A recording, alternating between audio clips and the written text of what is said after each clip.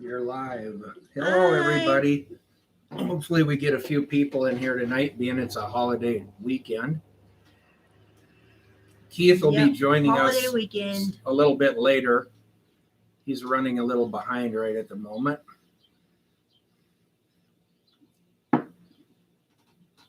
Hey, Gold Panner. Good. Thank you. We had to restart this a couple times. We were having some computer issues here. Yeah, typical computer stuff. You know how the electrons go. Yeah, it was. Hello, dump truck. Hey, dump truck.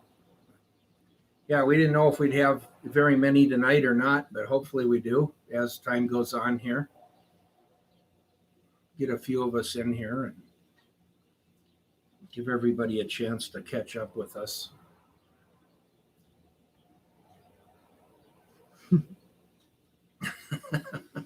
Hi. It is a beautiful day here today. I hope y'all had a good day wherever you are.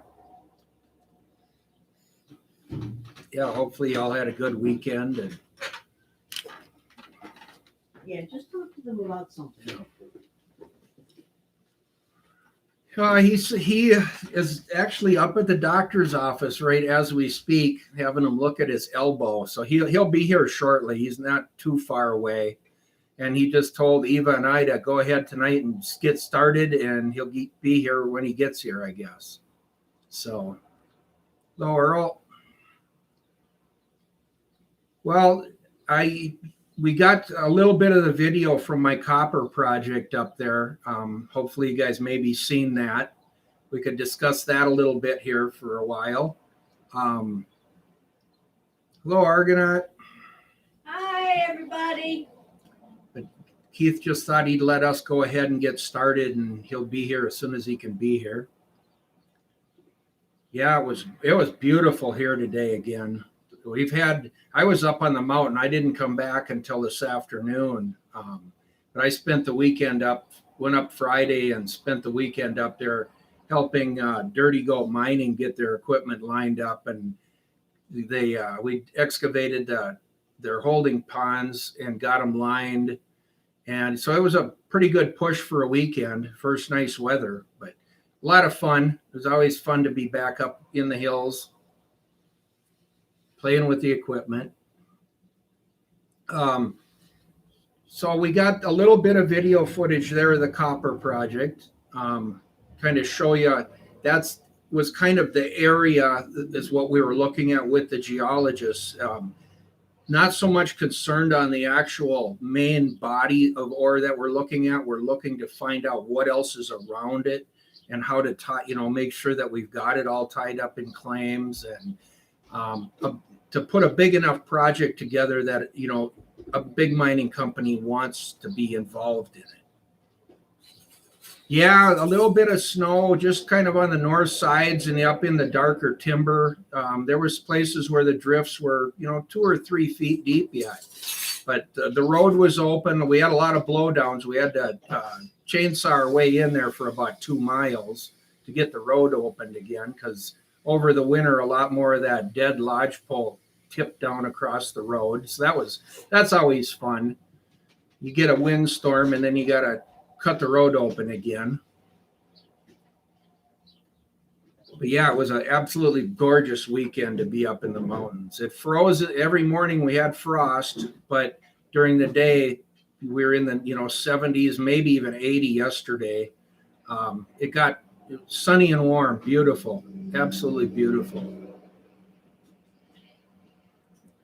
So we're getting a few people here coming in, so not everybody was out of town for the weekend.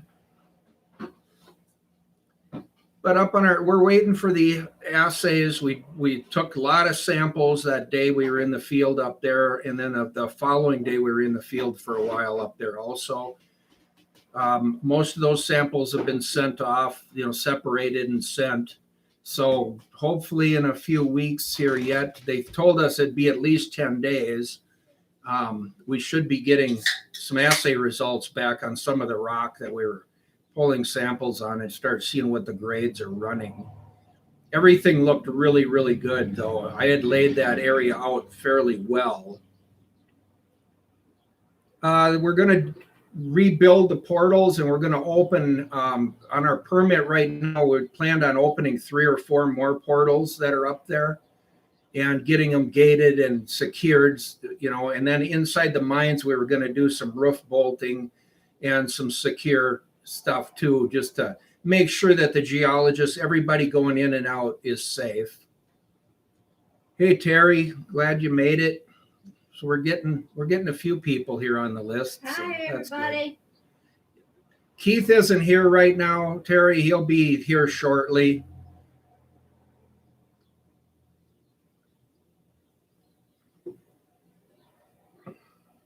Yeah, Gold Panner, we're going to try to open some more portals because we've got one for sure that we think goes back in, judging by the dump, probably 400 to 500 feet into that area, and it goes in behind some of the workings that are close to the surface. So it's something we really want to take a look at. Excuse me. Hey, G-Man, good to see you here again. Ray Wolf. Yeah. So that's what I was up to over this weekend here. Like I said, I just came back today from up there. Yeah, the colors in that mine, it's overwhelming, and there's some big quartz veins. There's a lot of chalcopyrite. A lot of cooperite. It's absolutely phenomenal when you're in there, because you're like, well, what would you sample? There's so much to look at. And we'd have never found that mine really because the dumps didn't show it. I opened that mine up with just as a chance that there was something there, and dug that first portal open, and we got back in there, and it was like, oh wow. Well, then the records that we were able to find on that mine, it kind of deadheaded about 1890, which is about the time the U.S. economy collapsed and silver price collapsed. So we're pretty sure that was the last time it was open as far as mine. They were in there pulling ore out of that oxidized level. Was sometime pre-1900, and that whole area got overlooked after that. It was not an area that any of the big mining companies have ever went back into to drill during the 50s or in the 70s, the 80s, when there was a lot of activity. It's an area that completely got, missed somewhere along the line. Maybe the properties changed hands, or the guys quit and never went back. I don't know. We do know that there was an economic issue there. Yeah, actually very stable for the most part. There's a few places walking the drifts where there's a little bit of the ceiling had come down just from moisture, I suppose, humidity and moisture over the years. Otherwise, almost all the portals so far that I've been able to open and get back in the mine are all accessible. Some of the ladders they're rotten, of course, but they're all still there.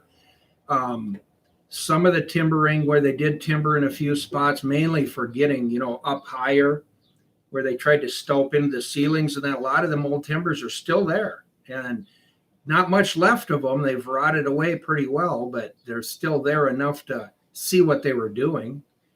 And a couple of those drifts still have pole rails on the floor, so they didn't even have iron rail then.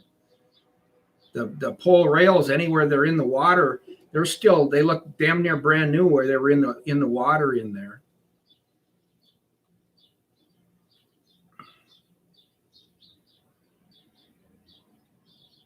Huh.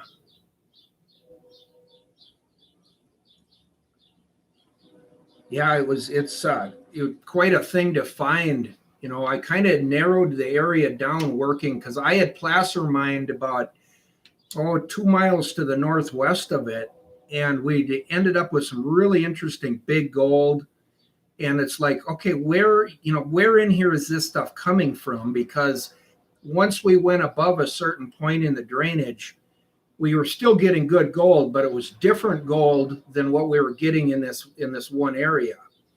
So we started tracking it, up and over the mountain, and tried to figure out how does all this lay in here and what's going on geologically, and try to track down the major areas that are worth looking at that have never been drilled or checked out.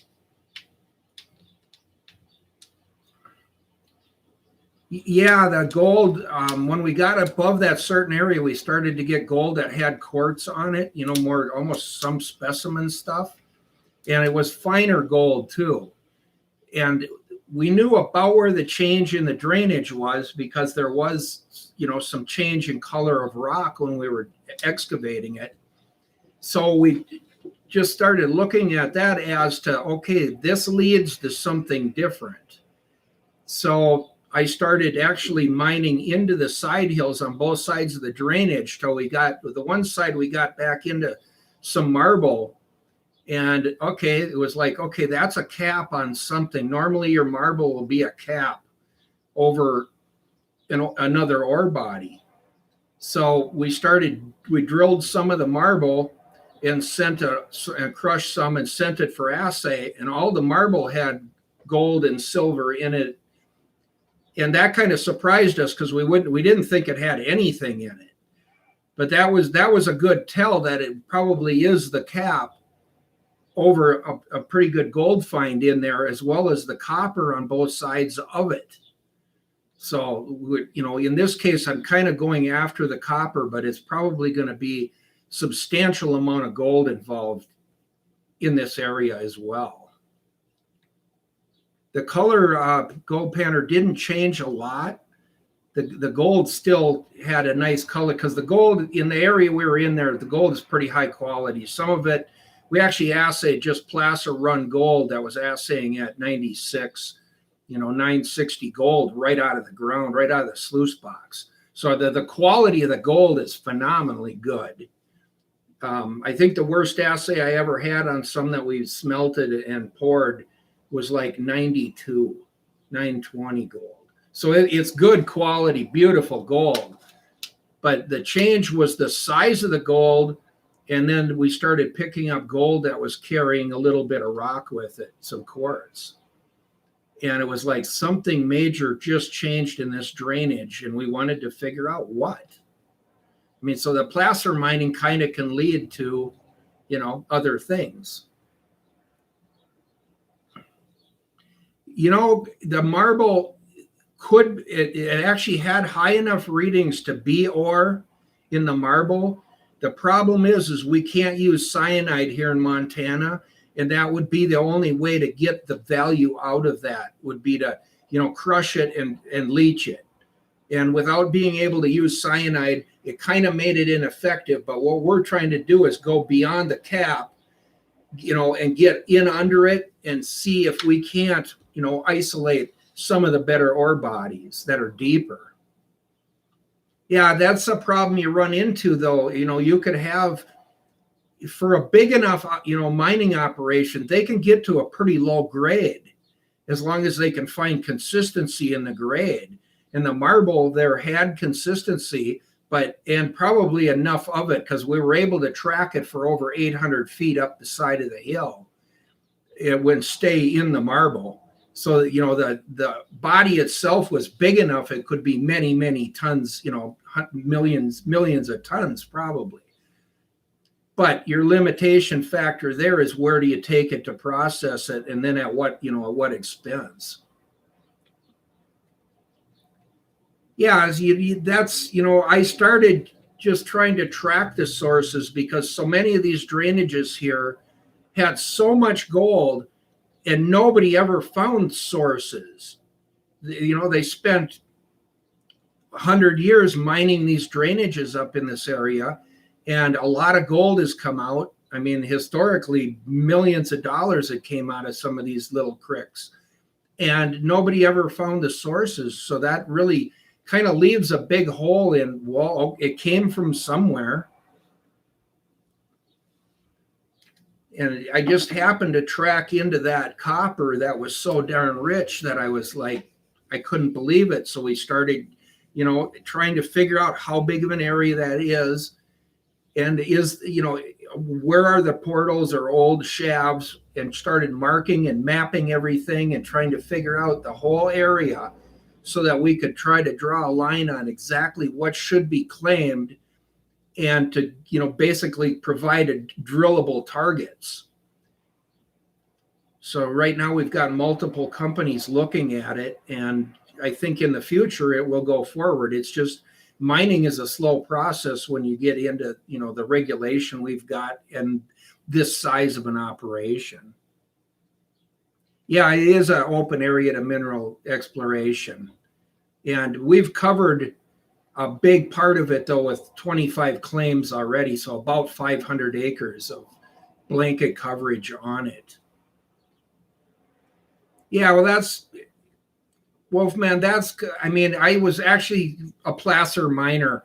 But when you start looking at the advantages of, continue to learn and continue to try to figure out where's an area that has potential yet that, a big mining company or somebody's going to be interested in if you can find what you're looking for.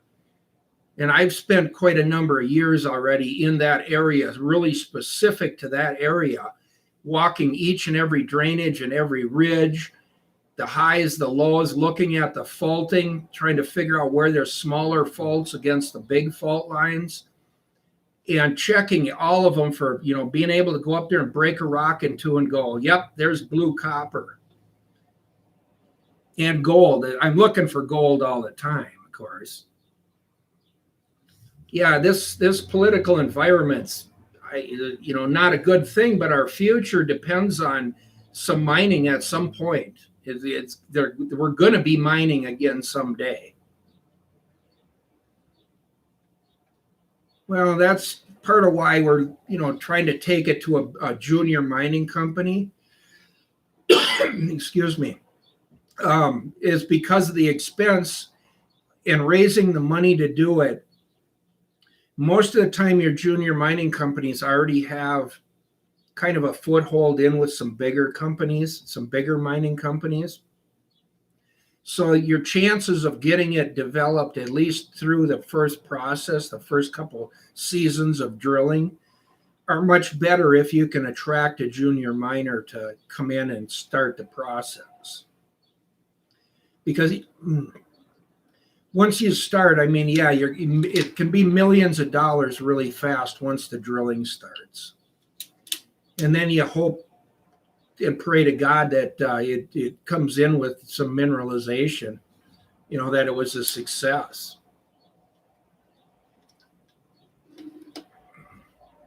So what's all everybody else been doing all weekend? Did anybody get out and have any fun? Go find any gold?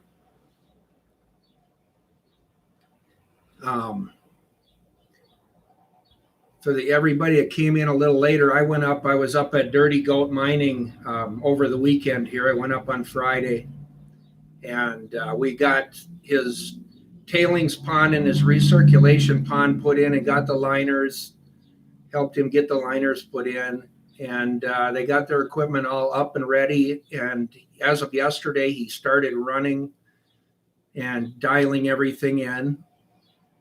He had a pretty good payor there to run. So Bryce is probably at home right now cleaning up some gold, I hope. He was taking the concentrates home and going to clean them up. It's amazing. Well, barbecuing's good. I had rainbow trout today. Did you? Yeah. It's fresh rainbow trout. Yep, and it was white meat. Yeah. It's that time of the year again. Yeah, they start turning. But it tasted good. Wow, you guys got some. Yeah, I heard up there in the New York and on up, they were getting a lot of rain, Robert. I guess Texas got hit pretty hard too, down south. Well, we've had an absolutely gorgeous weekend here. It started Friday afternoon, and then Saturday and Sunday, and then today again, just absolutely gorgeous. It's supposed to go downhill next week again, though, so we'll probably get the cold and a shot of snow yet.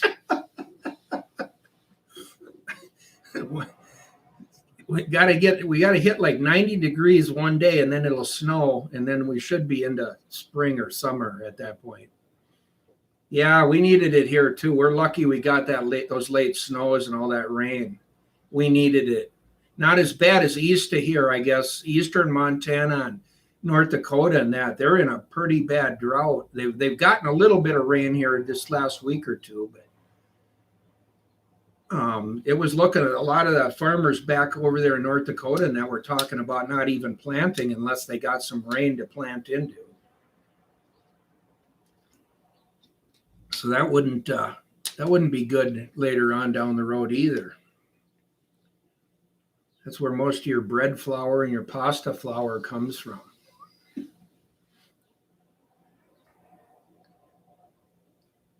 And Keith should be coming here in a little while, hopefully. He had to run to the doctor. His elbow was bothering him a little bit, and had a chance to get in and have him take a look at his elbow. So,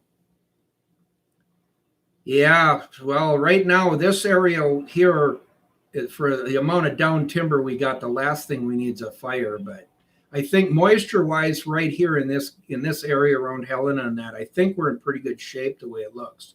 We had almost 100% snowfall on average, and now we've had those real wet, heavy snows and rains here this last week and a half. So I think we're in pretty good shape for a while.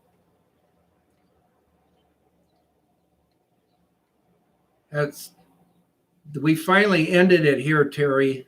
Everybody threw their masks away and it's over.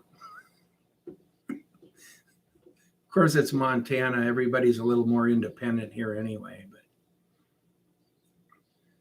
it's kind of, here it's kind of gotten back to normal. They had a big parade today down here in town in East Helena. And I guess the turnout was fantastic. It was, it's all good. I didn't know about it or I would have been there. Yeah, Memorial Day, yeah.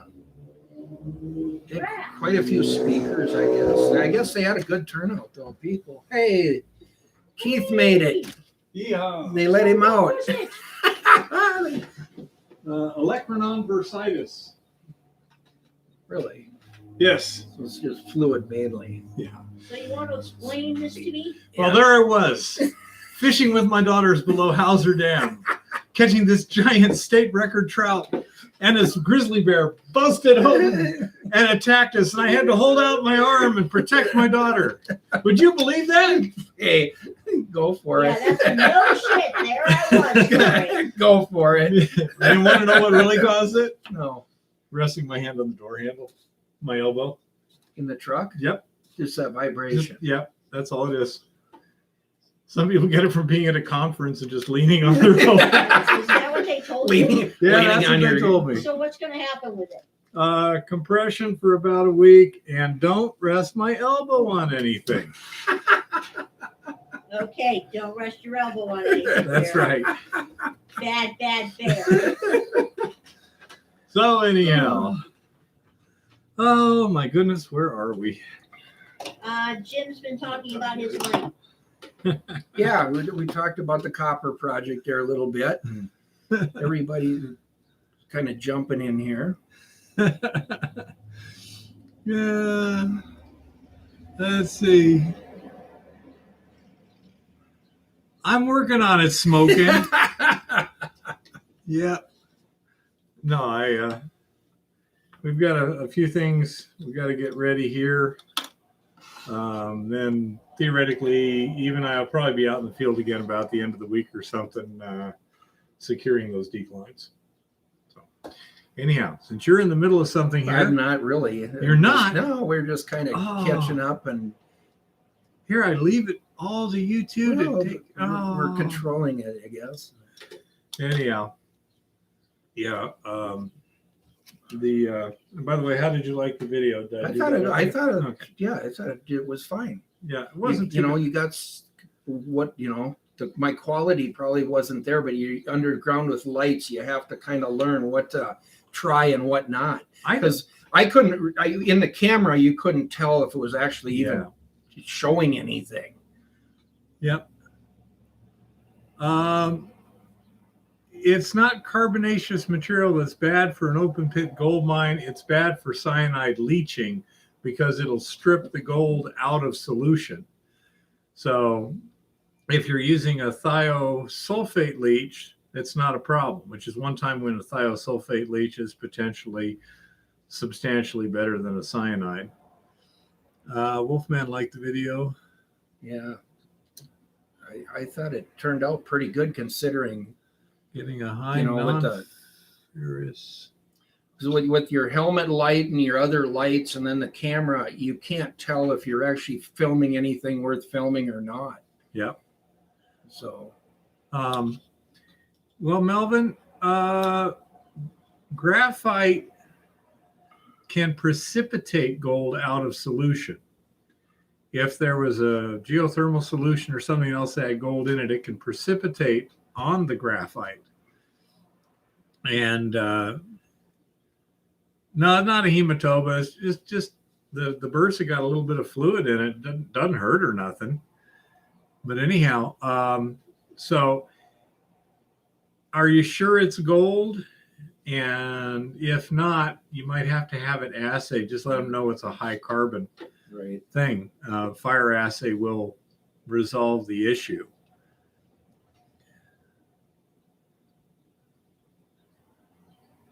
BR, I've got a little headlamp.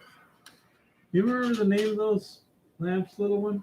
No, I don't. Yeah, it's in the trailer right now, but it's a flashlight, and it has a diffuser on it, and it's got 5 different settings and stuff. It's supposed to last like 14 hours at kind of a normal illumination setting for close work, lithium battery and such.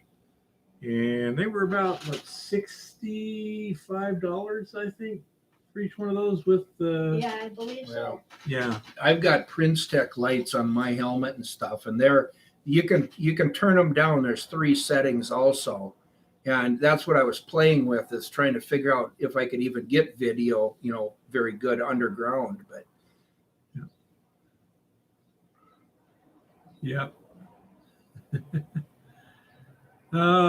Kevin wants to know, is there enough marble in there to slab in your mind? It didn't look like it was very good rock. No, not in there. It's pretty broken, as far as in the copper mine itself. Some of the marble on the other side of the hill is actually fairly solid. We actually ripped into it with the big excavator as far as we could tear into it until it was solid big chunks. But hey, Melvin, how's that Gold Monster working for you? Yeah, it's supposed to be a pretty good machine. I've seen one in the field that was picking up some pretty small chunks of gold. But what's your experience with that? Gosh, I forget those lights. Now, if it's important, drop me a line at my email and I'll email it back. Also, when I'm doing my next videos underground, I'll be mentioning it, and we'll see how it works down there. So far, I really haven't done a lot with them because we haven't been underground. We've been doing stuff on surface. But the girls had a great time fishing. good. We slayed them last Wednesday. Oh yeah, Bonnie and me kicked ass below Hauser Dam. Oh yeah. Good. Oh yeah. Oh, anyhow. Yeah, my daughter from Colorado was up here too. She went with my other daughter, and they were down catching some browns down somewhere on the Madison, I think, or somewhere down there. Okay. But they had some nice browns. Oh, that's good. Yeah. They were having a blast. Sweet. The MD20, that would be a Falcon, right? Gold Panner?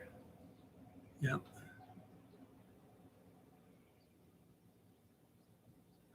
Yeah. Carbon is a really weird mineral too, in terms of its conductive and a few other little things. So carbon might set off a metal detector. I do not know. But yeah, if you think it's got gold in it, then you'd want to have a fire assay run and make sure you let them know this is graphite, so that they can adjust their procedures accordingly. Yeah, I thought it was a Falcon. Those are pretty good too on small.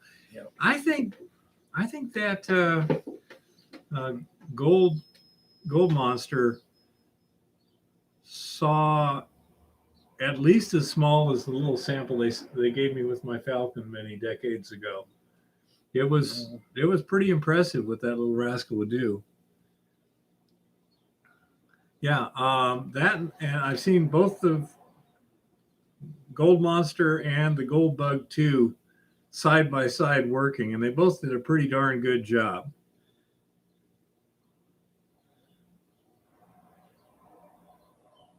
Ah, sweet smoking. You know, I like paddling. I just, not so much a canoe, although I've done that, but more like on a kayak. Although the problem with the kayak is your back is kind of hunched over. But yeah. Detected 5 milligrams. Wow. Sweet gold pattern. Now that is some sensitivity. Was that with the Falcon or with the Gold Monster? I'm suspecting with the Falcon. And at close range too, I'm guessing. That's pretty tight.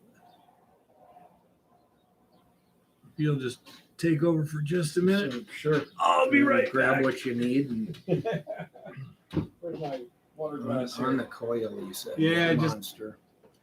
That's Yeah. good. So I'll have to remind you not to rest your arm on anything, huh? Well, the wrap helps. Because it just doesn't Well, feel right. It doesn't stretch out. I mean, even that gold bug too, boy, it's surprising how small the gold can be. If you're on it, if you're digging or anything, and you're right there where you're not worried about depth so much, you can find some pretty fine gold.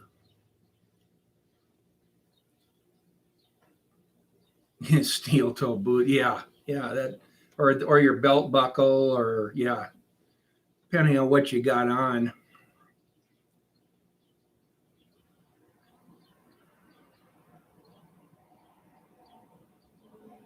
Well, that's good. It's good to hear some good reviews coming back. We all were wondering how that Gold Monster was going to work out.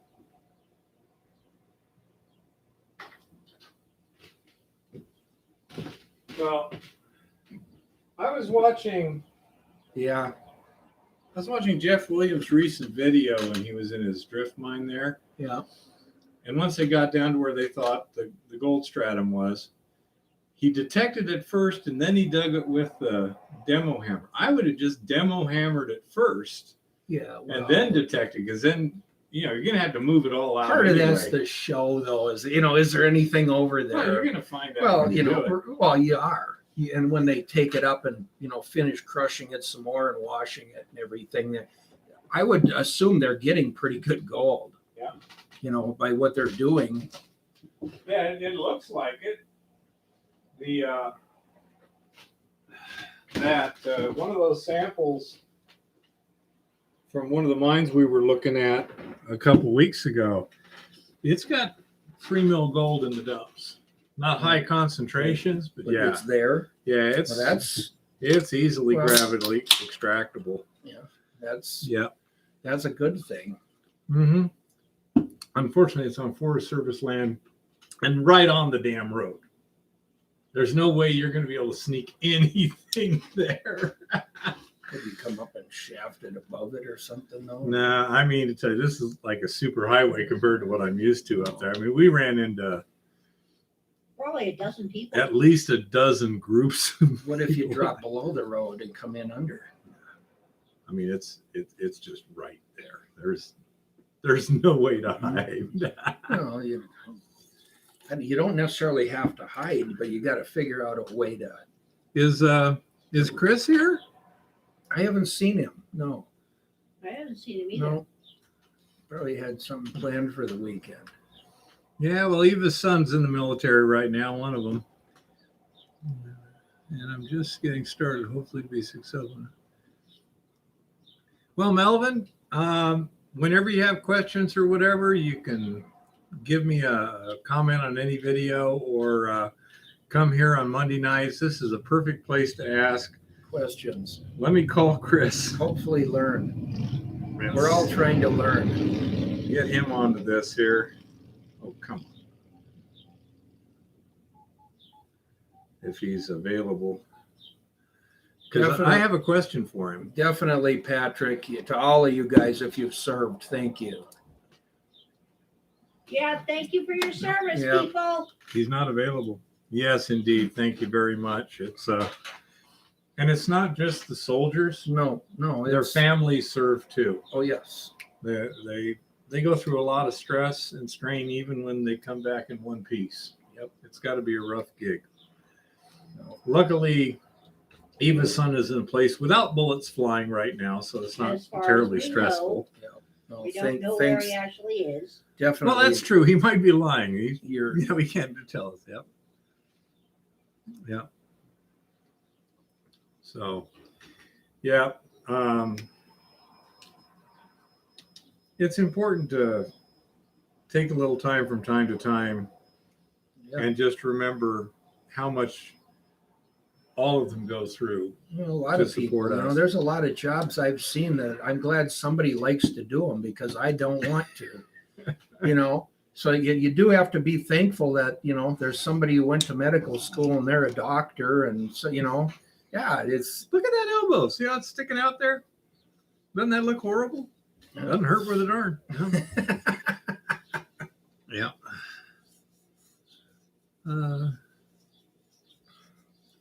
Yep. Yep. But anyhow, so I'd say it's good to reflect on that from time to time. And it's nice when you're given the opportunity to help out sometimes too. Oh yeah, that's why I enjoy doing this. I mean, if we can Mike help, Elkhorn's been to Afghanistan. yeah, if you can, if you can help your fellow man in your community, that's a kind of a lot more important sometimes than money. Yeah, it was really nice to be able to help out. Apparently, this lady's son was very, very popular in the barracks there That's for a week. a good treat. 20 bags of kettle corn. Yeah. Oh yeah.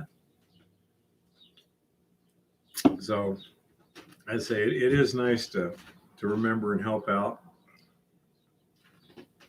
Yeah. No, it's So. and I've tried to help all my other buddies that mine, if there's go up and take a look at what they're doing, see if they're doing something that they're overlooking, and they would do the same for me. So it's always good. You know what else works sometimes too? Just listen.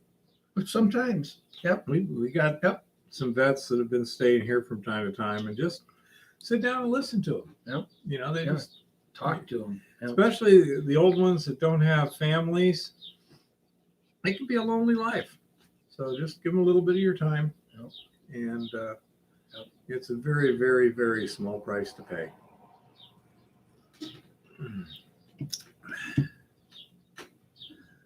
NQ, BQ, etc. I believe that's the size and threads on core drill, isn't it? Correct. Yeah, it's drill sizes. Yeah. There's a chart for that gold Off the top of my head, I can't tell you which one's inch and a quarter or inch and 3/4 or 2. You got to look at the chart.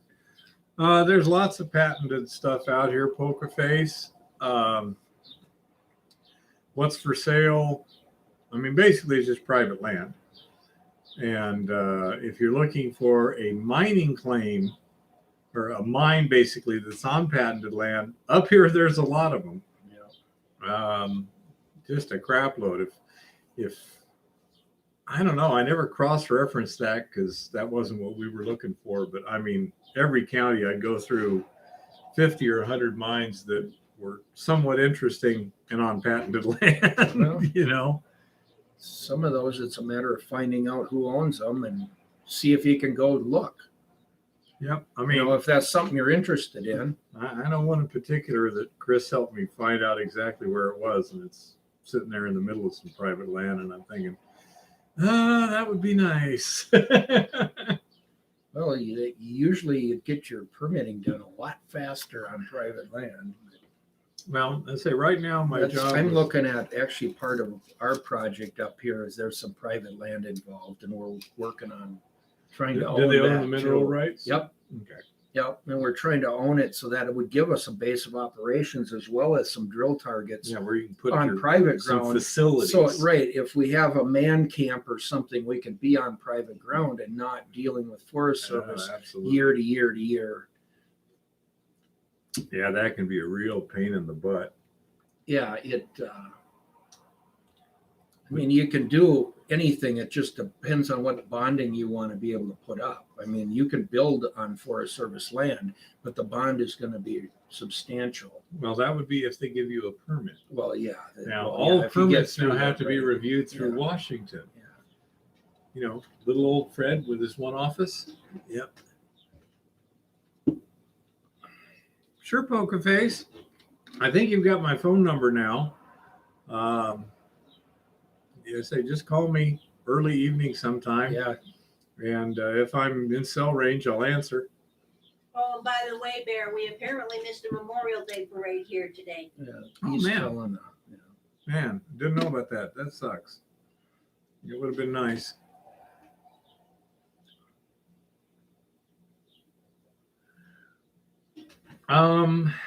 I don't know a place that has a lot of, different stuff. First thing I would do is see if Check you in can the- get a brand. Check, yeah, well, that might not be as important, the brand. Check in the mining journal because there's some companies that make components too for older machines and stuff.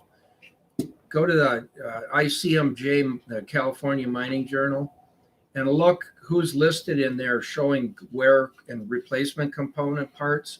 Call them with the sizes, measure everything, and they may be able to either cast them or they already have something that would work. Yeah, you'd have to know how it attaches and the Right. size of the jaw crusher Yeah. and stuff like Yeah. that. If it's something that just bolts on or whatever, you can probably just have it made out of hardened steel. That would be If another. it's got dovetails and wedges and things like that, it could Yeah. get a little more complicated. Or you could possibly just take your existing worn out jaw plate and grind hard face it and fix it all and then up, plug rebuild it. weld some, they can some hard rebuild material it. to it. Yeah. If you've got, pieces there of the old plates, they might be able to just be redone. Yeah, if in an old thing like that, that might be the easiest thing to do is take the old plate Hold on. and surface it. Yep. and then put something on it and just, do you know what plug welding is? Yep. Yeah. Just Yep. plug weld it on there. Yep. And then wear it until it Yeah, until that liner wears out and then do it throw it again. away. Yep. Hello, old dirty goat. Hey, Hello, you Roy. get her cleaned up there, buddy.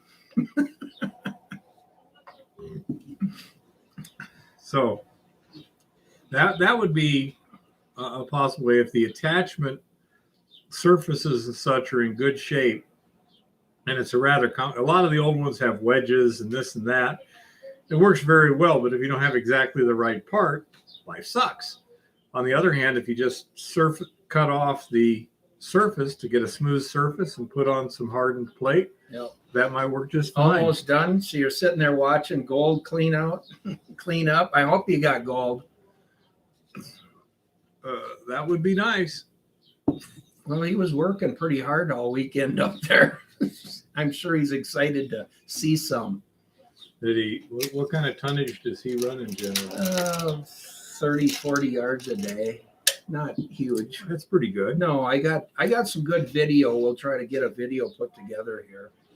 I shot some video this weekend, quite a bit of it actually. That's professional scale, not prospector scale. Yeah, this is one step above prospector. And Hopefully you got some there, Bryce. Yep.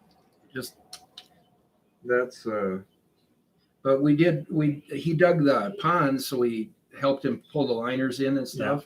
So I got a bunch of that on video of how we set it, That's setting good. stuff up. So I thought that would be Good. something you guys would maybe look forward to seeing here in the next week Oh, or yeah. something. Everyone's really interested to see how it's actually done, not just in theory or something, but actually see how it goes. You say only about 30 yards. Yeah. Yeah. Got about 30 yards. Well, he spent most of the weekend getting all the infrastructure dug and in place, and ore piled up, or gravel piled up, and the ponds had to be lined so they're not draining down the drainage. So there was a lot of infrastructure, which actually I was surprised how much he got done as fast as he did. Well, he's done it before. Oh yeah, well yeah, he knows how to run a machine.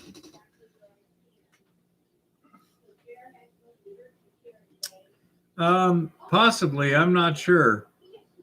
1 milligram, 1,000th of a gram. You have to be right at it. Yeah, I mean, right on it. Yeah. You might be able to do that. Yep.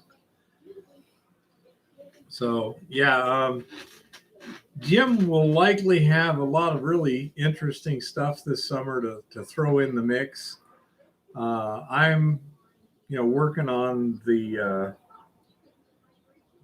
projects I am, but it's not at the glory stage at this point. It's prep work and this and that. Unfortunately for me, I'm in the same boat. I'm kind of in between. I mean, luckily I've got dirty goats there. I can go up and film a little bit because they're running, and that'll be kind of neat. Mm-hmm. And we've got some other prospects to be looking at, as well as we'll be back up at the copper project there a lot. We're going to be up there tomorrow, actually, again. Are your compatriots able to travel relatively freely now? Yeah. With all the vaccines? Yeah, right now we're working. Good. We're working with multiple different companies right now on this project, but so far they've all been able to come here. So the COVID crisis just screwed everything up. Oh man, yeah. As far as travel and hey Cherokee, how's it going? Cherokee, I'm wounded. Not really. Just got a swollen elbow. No big deal. So yeah, that's it. I wonder how well this is going to work, picking and shoveling and stuff. I got to wait. Yeah. I've got a Rigid Sawzall on order because I've got batteries from Rigid. Yeah. Oh, that's another good question. Does anyone know there's some like aftermarket batteries for like Rigid power tool? I'm sure there are for other stuff too, for half price or Do you less. have some old bad ones? No. Oh. No. If you got some old bad ones, you can go down and have them redone. Batteries Plus or something? Yeah, they'll rebuild them. Yeah. But, at least I don't have any bad ones here. I might have in Tucson. No, but I said it's like $45 or something for a 6 amp hour battery, which is less than half of what it would be at Home Depot. Some of that stuff is insane. So I don't know how good a quality they are or whether they can hurt the tool. Right now, what I was going to do is my first trip out there, I'm going to be cutting wood with it. Yeah, run one and see how it goes. And just see how my battery, because I've got a charger and I've got 12 to 110 volt converters for the truck and stuff, and so I can recharge stuff. Where's your cat? Did you say Your cat? I don't have a cat up here in Montana. The cats are in Tucson. We had to leave them behind. There's no pets allowed up here. So Tom's taking care of the cats. Actually, they're both Eva's sons anyway. Not even yours, huh? Yeah, kind of inherited. It just, you know how it is.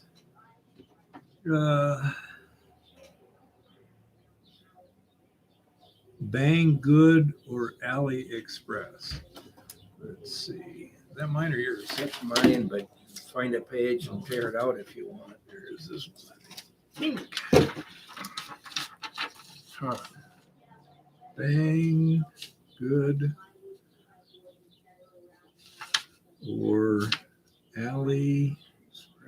Express. Thanks, Batteries. Goldstream. Thank you. Yeah, I'm just not sure how much I'll need, but I was considering what my best options were for timbering and things like that. And I thought, a Sawzall will do everything. You can cut just about anything with a Sawzall, even big timbers. Yeah. Oh, yeah. Big blade. Oh, yeah. So thought that made sense. Patrick, which mill were you talking to? Raidersburg or Phillipsburg? Curious. Well, that's generally true, David. Sometimes the expensive is just got different labels on it nowadays. Yeah, it depends on where it was early made, by who. Okay, Patrick. So where are you at? Oh, Colorado. Okay. There's a mill down there. Okay. All righty. If you want to email me that information, I can kind of keep it on file, so to speak. So if people have questions, let me know what they can process, Yeah, basically. because right now, the only two mills we have here, neither one is, I don't know, operating at the moment.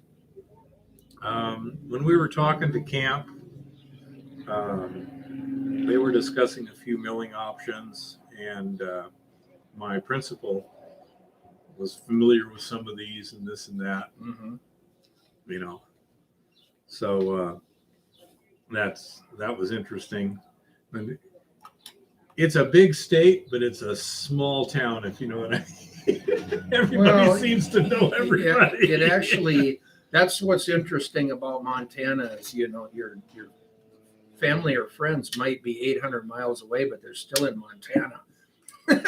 Well, it just seems like everybody knows everybody. They do. About this. It is a hilarious. small world as big as it is. Yeah, they're just over there 200 miles away. Yep. Yeah. Just not too far. Yeah, it was pretty hilarious. Of course, everything out here is 100 miles at least to go there. If you need parts, it's 100 miles at minimum, one way. What's your email? Aha! Here we go. That's the wrong one. This should be the one. Yes, there he goes. And here we go. There's the email. There's the email. And it's also on most of my videos. It'll be the same address as is on the donation to PayPal. That's also our PayPal account number. So if you have anything to email me, there we go.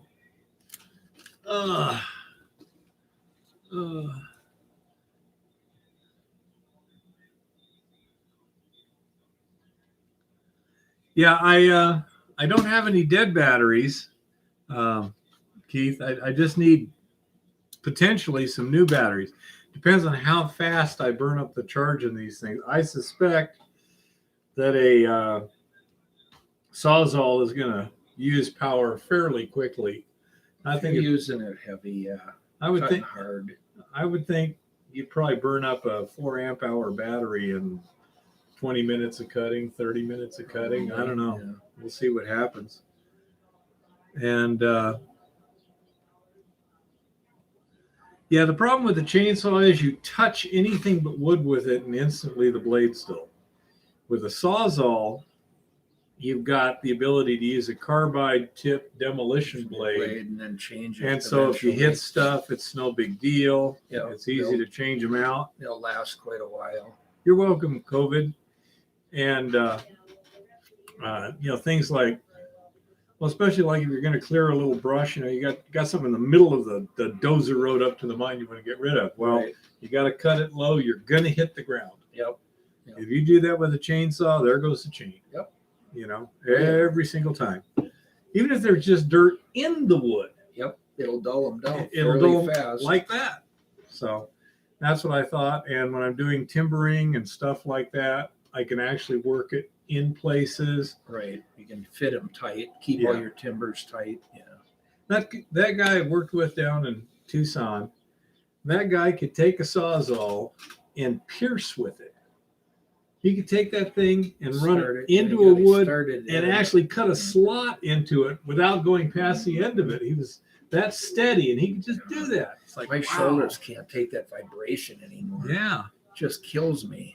But and say, I'm waiting for that to show up. I think that's where my shoulder problem started, from demolition. You reach up with the sawzall and just shake you. Vibrators, the Just- vibration on a grinder can be real rough on your wrists too. Yeah, it just beat you to death. Oh yeah, no doubt. But that's what I was saying. Also, there's lots of nails in that old wood. Plan is to reuse a lot of the old wood. Yep.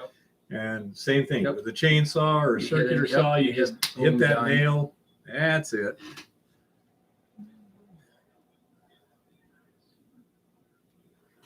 Yellowstone. Robert, you got to go back and start at the first season and watch all of them. Then you really get the gist of what's going on, and this actually is pretty good. That's a Western? No, it's a modern day ranch down by Hamilton they're filming on, Uh-huh. but it's got quite a story. It's a drama, it's a Kind of like Dallas. you But kind with of, but horses, not, huh? not. I don't know if it's as crazy as Dallas. It's got that same entertainment value, though. Okay. Yeah, Okay. Yellowstone. But anyhow, so I'm planning on. I've been sitting around too much. Well, I did all winter. Man, I got now I've hit the ground running and I feel good. Yeah. This weekend that really helped. Mm-hmm. And tomorrow we're going to be up hiking in the mountains again. We're going up on that copper project tomorrow again. Yeah. And we have some stuff to take care of up there. So that'll be good. And it sounds like the weather's going to be decent. So another good day in the field. Every day helps. It gets easier too. Every day gets a little easier. Yeah. That's I like working. And Well, hopefully we will be in the field this coming week sometime. yeah, we should have said we got to get that saw in. There's a few other little details that need to be taken care of. And I will also say this: if the County Recorder's Office of Broadwater County is listening, it's been almost 2 weeks, and the guys from Boulder got it to me in 3 working days. Okay, so you guys are really you ladies are really slacking over there. Okay, seriously, if I don't get it tomorrow, I'm calling them up and saying, "Excuse me, Go down. it's been about 2 weeks. How long does it take to record it and ship me the stamp it and send it to you. Yeah, about 2 minutes. They Yeah. could have done it while he was standing there. There was nobody else there. I usually try to get them to, but then they like Lewis then and they Clark, won't. they wanted to still send it to you in the mail, so it has the postmark on it. It's like, okay, just get it done though, so I see it's done. That was one thing about Santa Cruz County in Arizona there. You just walk in, they don't even ask. They just do it, record it. Here you go. Probably enough mining in that down there. See, this area here for many years got pretty quiet, where they kind of lost the people who knew what to do. Well, I mean, it's one thing to mail it out when you have to. It's another thing when the guy's just standing right there. Yeah, just do it. I'm not doing anything. Now, it may have been that she was going to lunch because her dad showed up with her kids, and literally Eva and myself, it was just us two, right, at the deli place there in Townsend. Yeah. And we're in it, and her dad comes in to buy food, and I'm like, "Hey, I know you." So that might have been what the deal was. The Full Belly Deli. If anyone's ever in Townsend, Montana, the Full Belly Deli has amazing food. Yeah, Great place. the buns, when they toast them, I think they put a little too much butter on them, but aside from that, not bad. The meat and the cheese are really high quality.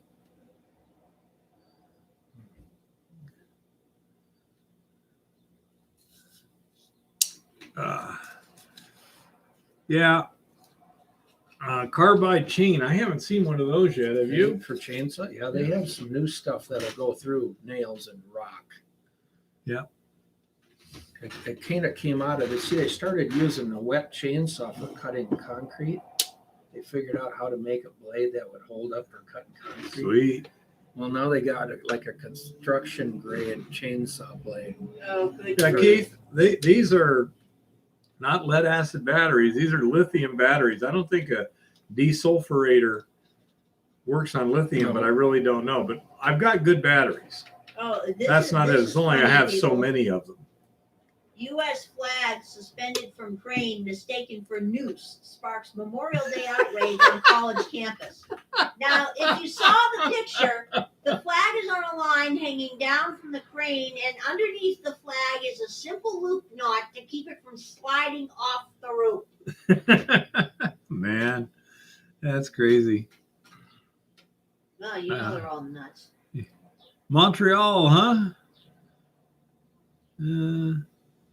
No, you're near. You're in Saskatchewan. Okay. Well, if you come down here, get a hold of me and maybe we can meet up. Saskatchewan. I gotta go to. Okay. Yeah, I say it's useful to have the information, Patrick, so that when people say, well, what can I do with this or that or the other? We can say, well, here's some people like Republic Metals in Reno. I've talked with them about some stuff, but I've never used them yet. But they seemed quite reasonably priced. I mean, $850 a ton for cons. I mean, in terms of processing costs, it's like they're charging me $850 a ton, and they would have given me 80% of the entrained gold on assay within 2 weeks of receipt, not on processing. And then when processed, then I would have got the rest. Yeah. Mm-hmm. So that would have been pretty. Yeah, if they're honest about it. If you're seeing a lot of gold-colored mica, what's your thoughts on that? It has absolutely nothing to do with gold. The biotite mica is a very common mineral, especially in granites. I know over by San Diego, my mom lived in a place in the creek right behind her house. It glittered, Salt, yeah. Yeah. So it doesn't necessarily have anything at all to do with gold, but sometimes it can be really deceptive, especially When you wet. get in a lot of it, yeah. When it's wet and heavy, you get a lot of it.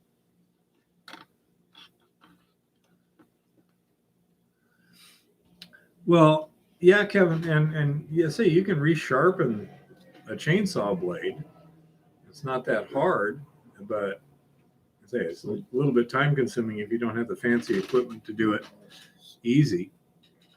But I'll try this out, see how well it works.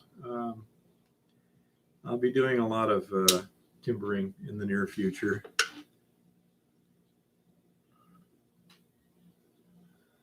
Yeah, that sounds pretty good. That's a nice size mill.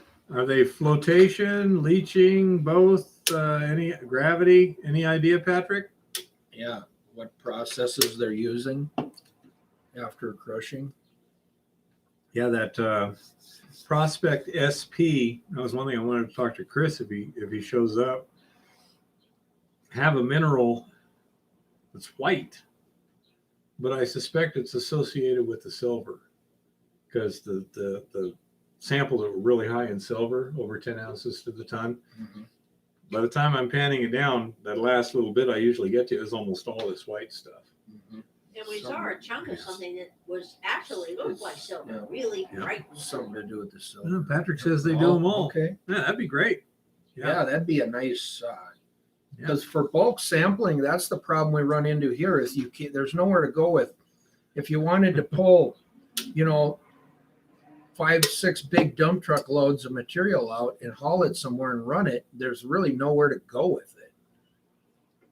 Yeah. Without going all the way down to Utah. Yeah, it's kind of annoying, but I may be looking for some myself here shortly. Because if we can concentrate the Montana B, then we might need to leach it somewhere. Well, at least at a concentrated level, you wouldn't have near the tonnage. Yeah. We'd eventually be running you somewhere will, around but- 4 or 5 ounces to the ton. Right. And that's shippable. Yeah. Your transport isn't going to kill you on that. No, but to get concentrates, worst case, you got to load a big truckload of it up and take the concentrates down somewhere, once every couple months or something. That's doable. Yeah, that white mineral, I'm not sure exactly what it is. There's also zinc and lead in that mine. It's not galena. It's not silver. It's white. It looks Could like be milky zinc. quartz.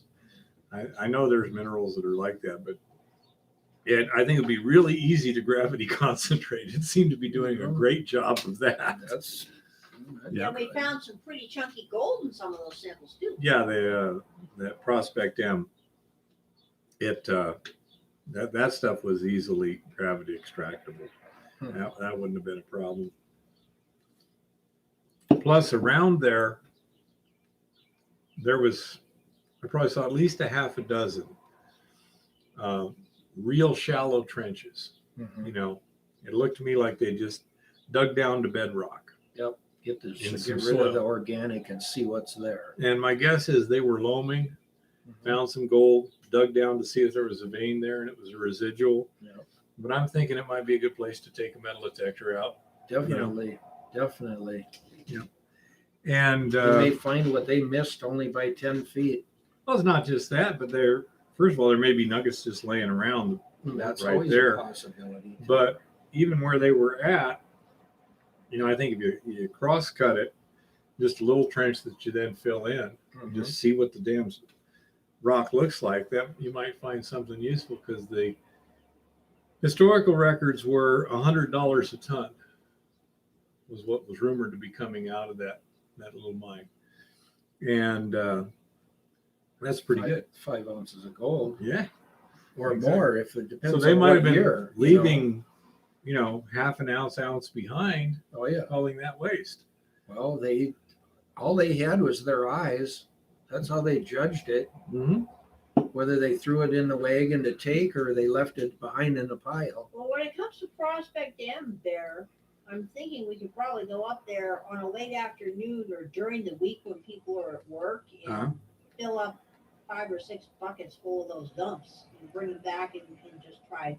I'm thinking we'll probably have time this fall after Labor Day, when it's fairly quiet up there. When does hunting season start? Deer, elk, that kind of stuff.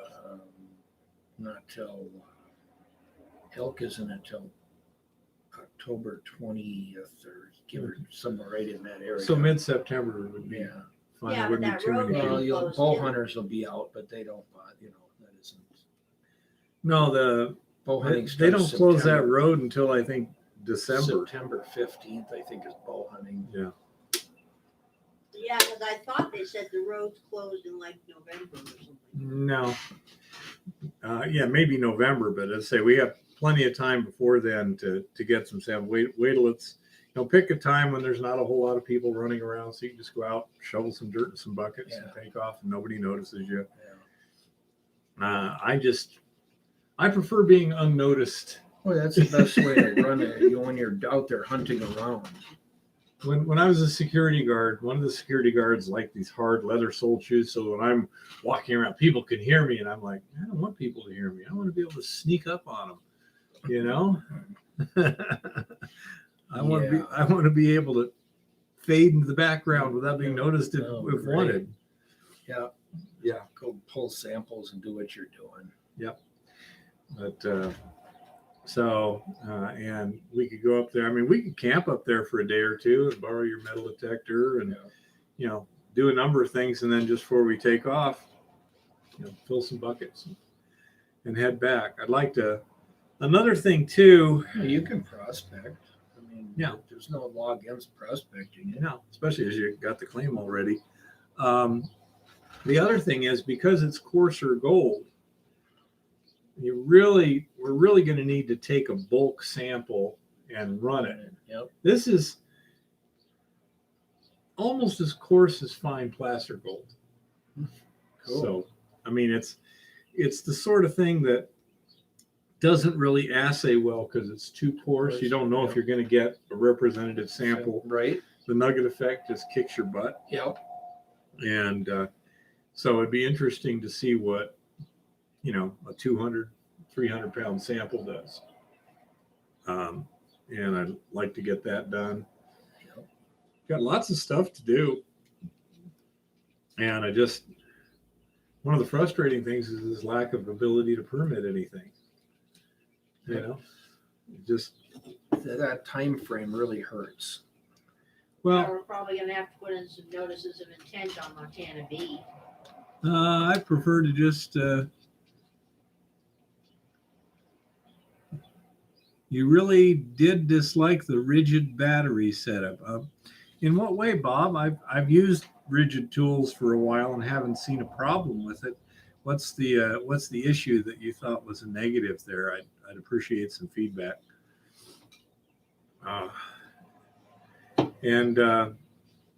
We had a viewer that wrote me last week too that was wondering why can't we just keep it to the gold mining thing and everything, and I understand that. Right. Unfortunately, right now, if you're not just prospecting, if you're actually looking at mining, the regulatory environment is so critical. And the future price of gold and things like that, these are all really important things. Yeah. Which is why we tend to discuss them. We do try and keep it, till the tinfoil hat report. But yeah. It's nice to start the show with a subject, I guess, kind of, or for a while. And yeah, we do tend to go off, in whatever tangent we get led, but we go off in tangents. Really? Wow, I'm shocked. Tangents. If you do have a good question, definitely ask it and get it on here, and we will find that information if we can answer it. We like to answer questions instead of sit here and just yammer. Yeah, it's more fun for us too. But it's say that particular one. If it wasn't just right in the middle of the main thoroughfare, in the middle of the forest there, it would be nice. Because I'm interested. That coarse gold, I'm suspicious that it's going to be a lot like that. That I break for bedrock. If it's good enough, the roads can be moved and things. The mining will take precedent. Well, right. What I'm saying is right. It requires a permit. Right. Yeah. And somebody sees, and let's say somebody takes note, and it requires a permit, then you can't get a permit. You just can't do a goddamn thing. Mine right. Is that yours or these? Yeah, no, these are mine. Yeah. And so that's one of the problems. If permitting was reasonable, then it would be a lot easier. Well, just try and keep it to no significant disturbance. Yeah, but define just significant disturbance. Yeah, that's always the question. Open a portal 50 feet from the main Forest Service road. I got a friend doing it up here. Okay, is this where everyone drives past? Well, a lot of people do, yeah. Especially the four-wheelers in season and that. But you see what I'm saying? You're taking a chance. And he pushed them on the regulatory, and literally his notice of intent basically was his plan of operations. I'm going to dig that shaft. Mm-hmm. I'm going to restructure the shaft. I'm going to put a lid on the shaft, and I'm going to haul material out of the shaft. And they went, oh, okay. So they didn't even make him play the bond game or nothing. But he held him to the fire on it, like, I am going to do this, whether you like it or not. And I'm going to drive my pickup right to the shaft. In this case, the access isn't a problem because there's an approved Forest Service road right there, literally right there. No, he pushed them on the whole thing because they kept wanting a plan of operations to, in other words, you'd see when you do a plan of operations, you kind of get in a contract with them. And that's exactly where they want you, because then they can throw the hula hoops at you all day long and keep you tied to the contract. And he was like, no, I'm not doing it. I have a right to go work on my mine and prospect and do what I'm doing. And you're going to leave me alone. And by God, it took him a while before they realized he was serious, but they did back off. Yep. Well, I say this one for this season, I think we'll probably try and keep it as much on the down low as possible, because I think we can do the testing we need. there's no water right there, so Right. we'd have to Not gonna haul process, stuff off yeah. or haul water in and do this and that and the other. The grade is not that extraordinary on the dumps, but that's the assay grade. I don't know if you do big bulk samples. In general, your detected grade is going to go up because the assay will pick out the fine gold. And how much coarser gold you Might find, be there. it all adds to it. right? you know. It goes above. So it's going to add, up, increase your grade. And just don't know how much, but that's what the bulk sampling's for. Right. And that other mine, there's some issues. We want you to, try and work out access and make sure that's all cool. And then we got Montana B. So, and some of those other mines by Montana B also showed significant mineralization, potential ore grades, but none of them appeared to be any better metallurgically than Montana B, which is a B in terms of extraction. It's a B. It's a definite B there. Itch. And so I say that's, that whole area there, it looks like there's a lot of potential, but it's all going to have the same difficulties. There's a mill. Oh, Sport's asking Patrick. Yeah, he's I see. asking All right, I Patrick. see. Yep. All right. And anyhow, so that's frustrating. But on the other hand, it also means that theoretically in that area, there's other stuff that can be combined. Yeah. I've also got another spot where, while I was wandering around doing the claim checking and stuff, I found an access at it into some underground workings where before all I could see was the top of the stopes. And it was pretty irregular. It'd be difficult to rappel down in and stuff safely. But this, I plan on digging it out and going in. So that's something else that I can make a video on. That way I should be able to actually get right to the ore bodies and see what they did. Yeah, what they did and why. Yeah, the stuff on the dumps wasn't as good as some of the other stuff we found on the other side of the hill. No, I didn't see. I guess you mean the Foxfire books. No, the Foxfire is a algae that'll fluoresce at night. Really? Yeah. No. But in some of the mines where you've got enough moisture, actually in the forest, sometimes you'll see it too. Really? Where at night it'll glow. Ooh. Yeah, really kind of cool. Sweet. I have never seen it Argonaut in a mine, but I would assume that with the right conditions, it would be there. That would be sweet. Fungi, okay, it's a Yeah. bioluminescent. I could. Yeah, it's. I bet you'd show up on my That's- camcorder. Well, you'd see it with your naked eye. Actually, it'll glow. Yeah, but I mean, I bet you the You know, camcorder would pick it up even better. Probably. Yeah, that CCD, that camcorder that Carson sent me. I It know seems to do a pretty down good in job. the Appalachian Mountains and that they find it in the woods at night. You can see the glowing.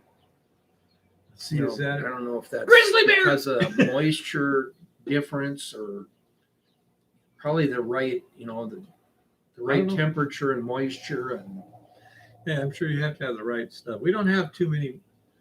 Where I'm See, working, we we don't have- have much moisture in the mines themselves. we have winter and then like 2 months of bad skiing here. That's an interesting way to put it. So right now, over the weekend I brought a load of wood home, so Stocking I'm up already huh? stocking up. I'm preparing. Winter just got over. I'm preparing for the next one now. Oh Lord, so different here. But I said that's kind of what we're looking at doing here this week.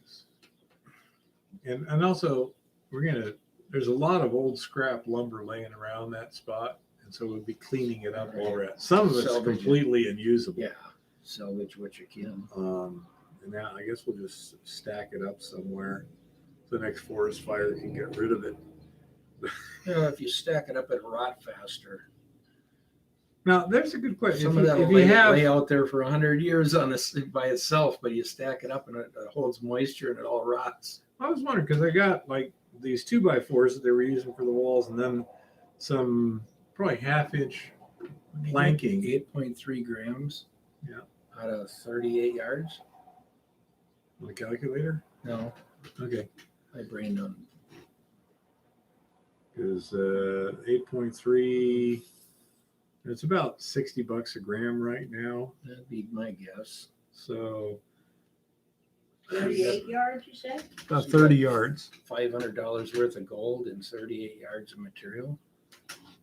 That sound right? My new calculator. I just got a calculator somewhere. 8.3. Well, 8 times 60 would be 480. So yeah, $500 worth of gold. I've got a calculator right here. What do you need? Huh. He There said, it it, is. he said it come out to about $17 a yard. Well, that's not too That's bad, not Bryce. I mean, you don't want to run that forever, but that wasn't bad start for get back into it.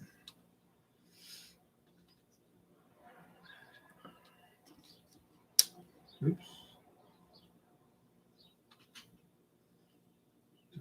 30. Jeez. So we got 8.3. Times 56. It's at least it's still profitable yet, Right. Bryce. When you go negative like that, $7 a yard Yeah, material, that's about when you 15, Yeah, somewhere around get there. worried. Yeah, that's not too bad for placer if you can keep it up and move a lot of Well, it. if you can stay in it, you know, and Yeah. you always will hit pockets. It's not consistent, you know, Mhm. as much as you'd want to believe it would be fairly consistent, it's not.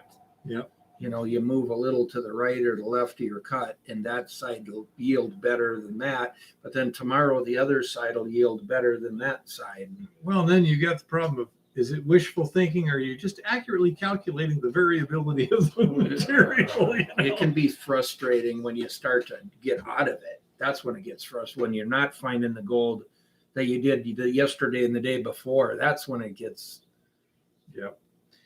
Well, But it, you know, and hard rock's not much different. It can be consistent for a little ways, and then it goes pinches, and then it opens up, and you know you end up with all kinds of things there. well, and the question is, how do you visually try and identify right. that if possible? Right. Now, this here, let me go out and get just a little couple rocks in this one But ore. that's just it. Is you try to make the best representation of the material, and it's an educated guess at best. So you know, hopefully you can stay on it or stay in it. You see, here we have some coarse crushed material. This is from the vein in that decline on Prospect SP. And you can see there's three major types of rock here. There's this.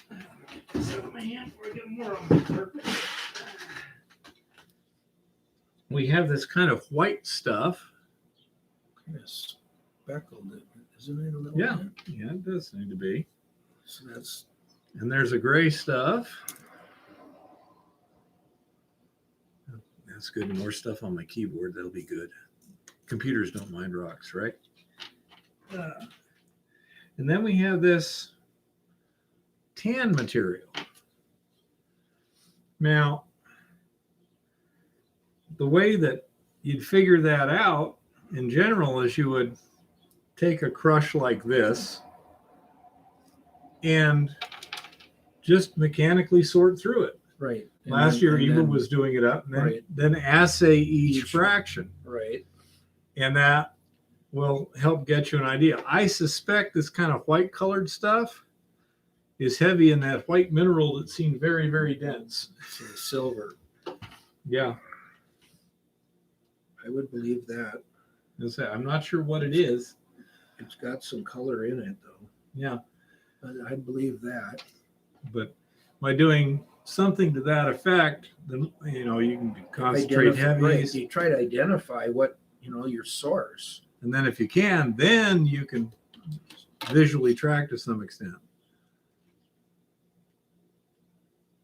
Kevin says it's here. Are hydrothermal redeposits consistent? First of all, nothing's really consistent in the mining industry. But no, and the reason is the same way, whether it's placer, whether it's hydrothermal, your conditions are constantly changing. They're variable in the system.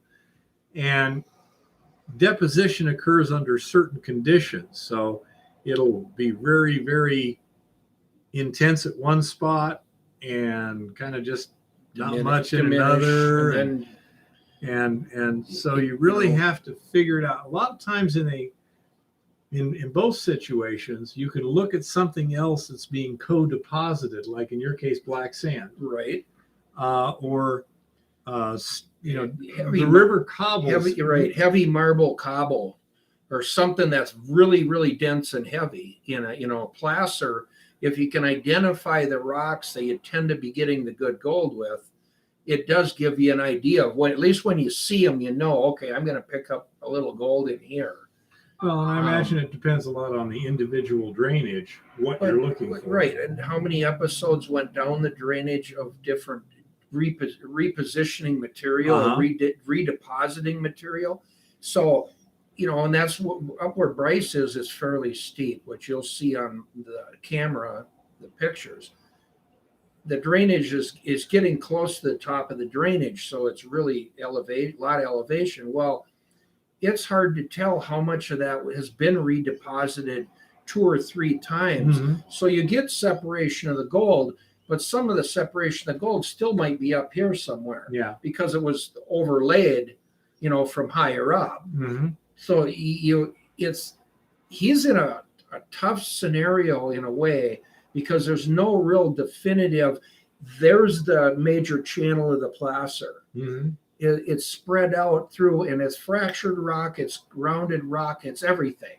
It's a mess.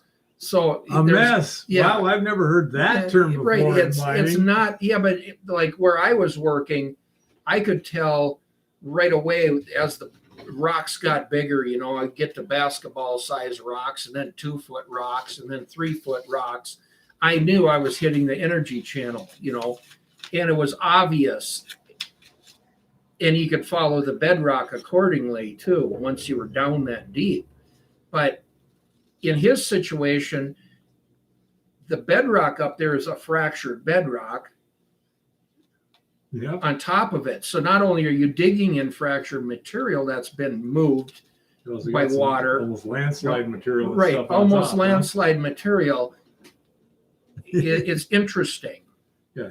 Here's a quote from a report I just wrote this morning. It is a very modest working along a rather chaotic mess of a structure that seems to trend more east-west. ... Yeah, I say sometimes it can be just annoyingly random looking, Well, you try to take the little, like Keith was saying, you take the little pieces and start looking at individual little pieces, and it is time consuming, but that's how you're able to identify what it is you're probably wanting to chase. Well, if it's there. And one of the frustrating things is you wish it was just a nice steady grade instead of having these nice rich little pockets, which nothing. They make the profit. Right. The other stuff just barely pays for itself, or not quite. You're making money, but you can't predict the pockets. No, and that's where it gets annoying. Yeah, Robert, that's how he defines it. And I think that was probably from McCulloch or something. Yeah, anybody that's been in placer mining for any extent starts to understand that if you can identify the high energy channel, you're probably going to pick up most of your big gold and a majority of your gold in those energy channels. And they could be braided. A drainage isn't laid down in a straight line either. That, if that drainage, went back and forth going down when it was originally cut or contoured through the, drainage, then over time it gets cross braided, just like drawing a little line out of a mud puddle with a stick. Pretty soon the water hits a rock and it goes left or right. Then it hits another rock and it goes right or left. And that drainage, that whole drainage or that whole system was laid down like that, where it deflected off of stuff and went all over. So trying to identify where the pay channels, and you could have multiple pay channels, but trying to identify it until you've got enough of a big, ground ripped open where you can literally look at the sidewall and say, all right, we got an energy channel here and we've got one here. And that one's, you can pan it and see that there's gold and one over here. And once you're able to identify that, you can kind of identify your depth of excavation and what you got to do to get that out of there. But until you dig enough, that's why trench cuts, I always say trench cuts are way better than a drill hole or just pocket. You can dig a straight shaft hole with an excavator and get a read for what's right there on that cut. But if you actually were able to trench it for, let's say, 40 feet, you got a 40-foot wall that you literally get to read and understand the deposit and the deposition of the material in there. I see you're here, Rick. Guess what this is? These are the new instructions and diagrams. Done. Ready to go.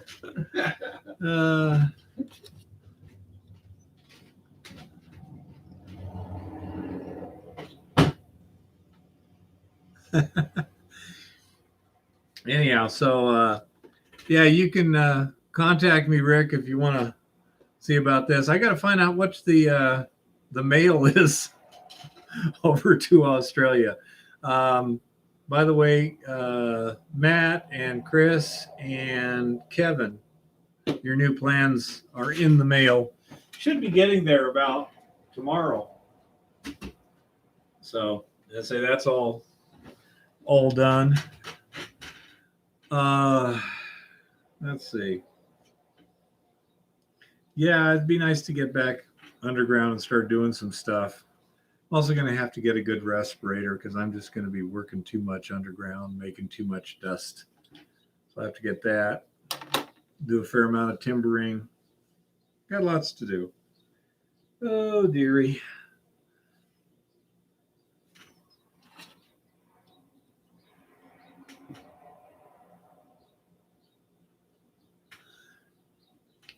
Yeah, Rick, I think Eva can just send you a PayPal invoice, and if you just have any kind of a bank card or whatever, you should be able to just pay it on that. So, so I'll just have to see what the freight is over there. If it's a reasonable amount, fine. But for all I know, it's $30 or something, so I'll have to add a little bit for that. We'll see how it works. I've shipped stuff to London before, but that was years ago when it was kettle corn. So I forget how much it was. I think it was in the neighborhood of $20 to $30 for a 12-inch by 12-inch by 12-inch box.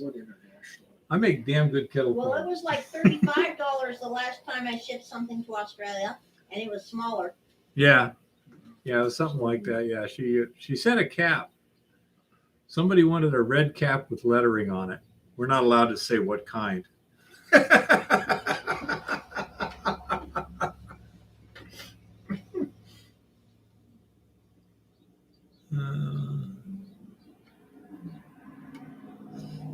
Yeah, it's a lot. When you're working underground, sometimes, especially if a mine has been flooded and then they've drained it, it's all covered with mud, and they'll literally take a pressure washer and wash it down so they can see what the hell's going on. Yeah.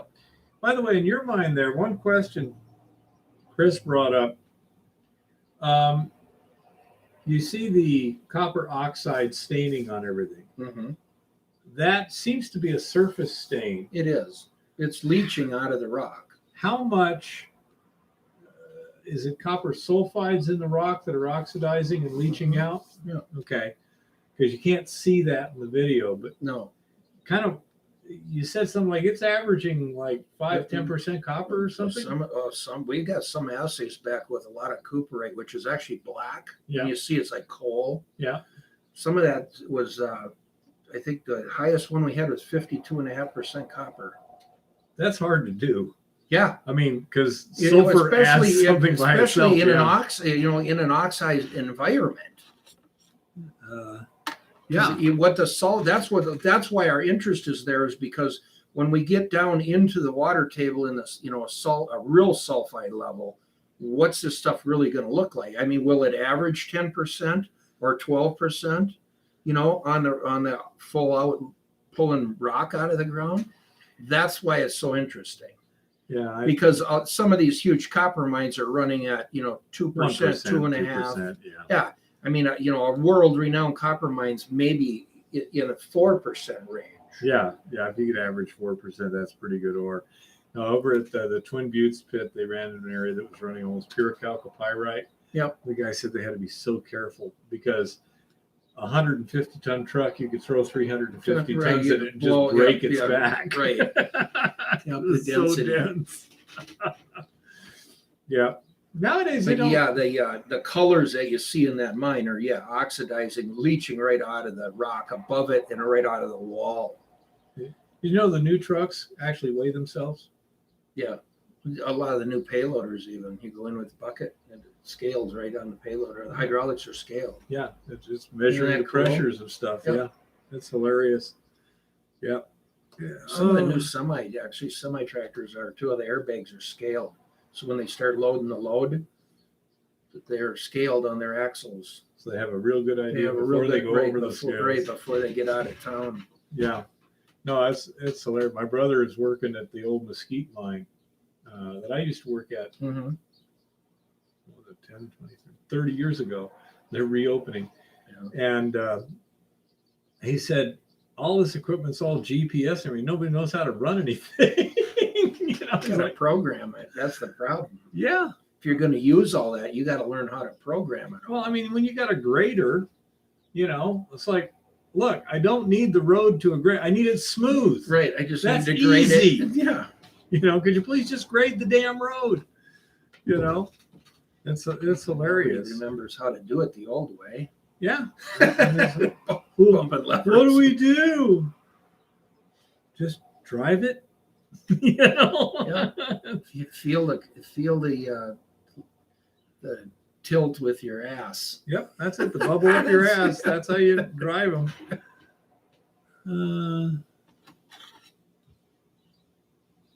Bob Craftsman, centimeters. But anyhow, yeah, that was it. I mean, when I was taught how to run a grader, it's just basic geometry, Right. And that's exactly what it is. That's all there is to it. You can feel it too when you're crowning in that. You can feel it if you're sitting in that seat square. You can tell that you're leaning just a little your head. Yeah, your equilibrium is a lot more reliable than your eyeballs. It's way more reliable, but you have to learn how to do it. Yeah. Well, I was the only guy, because I learned on an old Cat 12 grader too. That was a knuckle buster. They weren't even hydraulic. Yeah. They were knuckle, but you'd hit the lever and the lever would come back and slap you just the about gear, take out your wrist. The worm gears, the drive shafts, and the gearboxes. I've done that too. It was fun. Yeah. When I was at Mesquite, I don't know. I think I was the only loader operator that could dig a 10% grade. And just keep holding it and just keep running. Yeah, it's pretty easy. You just back up to where you're on the 10% grade, and keep it, and then just make it feel the same as you go down. Yeah. And if you start getting high, then tip your teeth a little more, and if you start getting low, bring your teeth back a little. Yeah. If you're really screwed up and you hit a soft spot, dump some material and then come in with a fairly flat bucket. But yeah, so it's just a very large tool. It's no different than a hand plane, just a lot bigger and a little more complicated. What did you say about turn the show there? A lot bigger. I hope it was most triumphant. I'm not exactly sure. No, right above that wall. Wow. while reading Dave Turn's mining show last week. Yeah, 80-foot cut. Yeah, they guys were down in that hole pretty good. Yep. But that's really what you want to do. You want to get down, figure out what's the bedrock or the false bedrock that the gold made it to and didn't go any far, deeper. Mhm. And then work back up to figure out what to cut off the top to take out the pay zone. Yeah, apparently that's There's what quite a bit to Jeff it. Williams is doing. They've got tough caliche as their false bedrock. Right. Yeah. No, that's kind of neat what they're doing with that drift mine. I think that's awesome. Well, I want to do something better. I want to go decline in hard rock. Yeah. Well, that's better. It'll be interesting to see how it works. Again, we got to have a good extraction technique before mining becomes a priority. I was curious how Jeff found that, how they figured that out, but he never is really. I asked him once, and he never answered me. But they either had some good history Mhm. on the drainage because they knew the Chinese had been in there. Yeah. Which of course they finally hit a Chinese drift and then opened it up more. Yeah. But Well, he probably didn't discover it himself. He probably bought it from someone maybe joint he venture did, but or something. they went. If you go back, they went from doing the shaft Mhm. and all the way through the whole process. Oh yeah, he's been And working on that for years. Yeah, and Yeah. I just think that's awesome to have that video. Of what they did because they did that here. The old timers did that all over. Mm-hmm. British Columbia, Alaska, Yukon. I wonder what it's like they going shafted through permafrost. That must be tough to dig through. Well, they usually heated it. They'd either start it on fire with wood, and then the next day they could go down another 2 feet or whatever, and then they'd build a fire again, and they eventually they used steam. They used they had a steam engine and then steam rods, and they used steam to free it up to get through it for their shaft. I'm wondering. And ahead of the dredges, they ran steam. They put steam pipes in the ground to break it up, so that the dredge, when they came through with the big dredges, they could get through it. Yeah, I was watching a documentary one time. I'm not sure if they were dredges or whether they were drag lining, but yeah, they had steam pipe. They going out there a month before.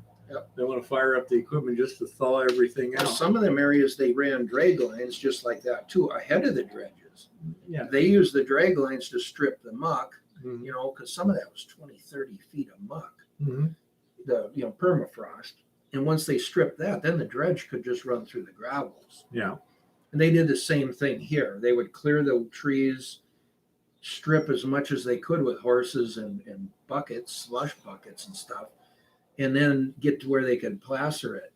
That I would, mean, when you that look would be at the like work, or boy, something. when you look at the man. amount of work these guys did, it's impressive. It's like, wow. Yeah, a slusher bucket behind a team of horses, huh? Yeah. Wow. Yeah, just that sound fun. Catch a No. root, flips you over right over the horses. That doesn't sound like much fun to me. It is. I mean, it's funny though. The You brutality. you can see as time goes on how they used to have the horse-drawn graders basically, Yeah, with the wheels and yeah, everything. yeah. And then they got tractor-pulled graders, and then they made self-propelled graders. Yeah, the progression is And you cool. can see the geometry through everything, but it's just that what makes it move. I don't know. They just Yep. somebody thinks they got a better idea to make it more efficient, and it worked. Does anyone have any questions? We have some rather unusual things here. I hope it was most triumphant. I'm not sure what that means, Rick.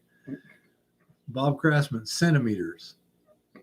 I'm so cool. And all grunt work. Yep. Yeah. And a lot of grunt work. Absolutely. And I would imagine back then they didn't have as many gloves as we do now. Because, I don't usually use gloves. And I do that deliberately because I don't want to need to use gloves. Yeah. When I'm pick and shoveling, I'll often put on gloves because that's more shear strain than I normally one get. spot. Yeah. Yep. Red hat. Oh, okay. We're still working on that, Rick. Most triumphantly. Yeah. We're still working on that. Oh, a lot of confusion going on over here, but we're not allowed to talk about it. They keep wanting- Because we live in a free country. Yeah, they keep. Yeah. Uh-huh. I'll leave it at that. Yep. But no, that it's my philosophy basically to not become dependent on things.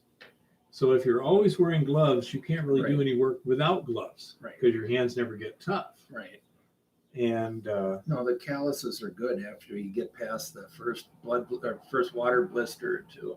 well, the other thing I found is you don't burn yourself nearly as frequently. There's times I've picked up Right. hot metal or something, managed to get it out of my hand Before you before. burned yourself, did anything the callus serious. the callus was heavy enough. Yeah, it's really impressive when you see a little scorch mark there, you know. Lito's here. Hello, Lito.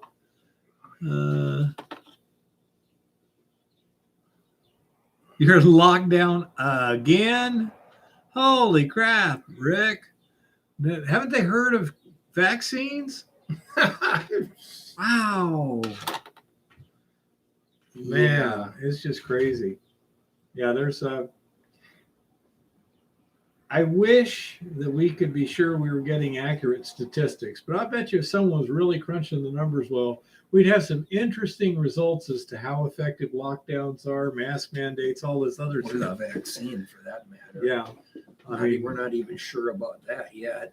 well, the other thing is the vaccine is not the normal type of vaccine. No. This is RNA stuff. Yeah, you're a guinea pig here. Yeah, and I mean, I don't really want to be a guinea pig for something that isn't that dangerous to me. No, I agree. You know, I'm back, man. I'm back. See, I didn't say when I was going to be back. So, you know, they just had to, it could be any time, you know. What about minerals in your working area? Excel's extra. In my situation, one of the mines we're looking at has substantial zinc, lead, tin, and silver, and just modest amounts of gold. So in a case like that, it would very much be potentially make it into a concentrate and ship it somewhere and sell it. In terms of other minerals, Montana B, nothing of any real value. I don't know. I doubt that iron oxide is very valuable once we've leached the gold out of it. Right. You know. Crystals, not seeing any crystals, Robert. That's the idea, Terry. Not seeing any real crystals at this point. And the only thing I've had, Robert, was that, that garnet that Eva got here 2 weeks ago, I think. That was a pretty nice little crystal in a rock. And that garnet was right at the copper mine there. As far as other material in the ore, this though, the one? we're looking at, No, this one here. copper, high concentration of molybdenite. Yeah, I don't know, where's that big brown one at? Right here. There. Yeah. Kind of hard to see in the. You can see Maybe. the individual you can crystal kinda facets almost there. See it there, but It's heavy. It's dense. we've got some silver. We've got gold, of course. And let me think of what else was in there. There was a couple there's some rhodium in there that they said they could extract, and something else. So there, when you look at, all of the different minerals of the matrix that could be taken out of that ore, that even makes the mine look way better too, because the moly alone right now, moly's actually gone up quite a bit. I have not actually even looked for lithium in my stuff. It's if you're going to mine lithium, if I'm not mistaken, you pretty much have to have some pretty significant ore bodies there. Yeah, 1 or 2 foot wide, I don't think is going to do it. Plus, as Eva will tell you in our, oh good Lord, little one, we're a half hour past your tinfoil hat report. As Eva will tell you in our tinfoil hat report, doesn't do any good anyhow with this administration because they don't want to mine all our strategic minerals. They just want to buy them from somebody else. Yeah, it starts with a C.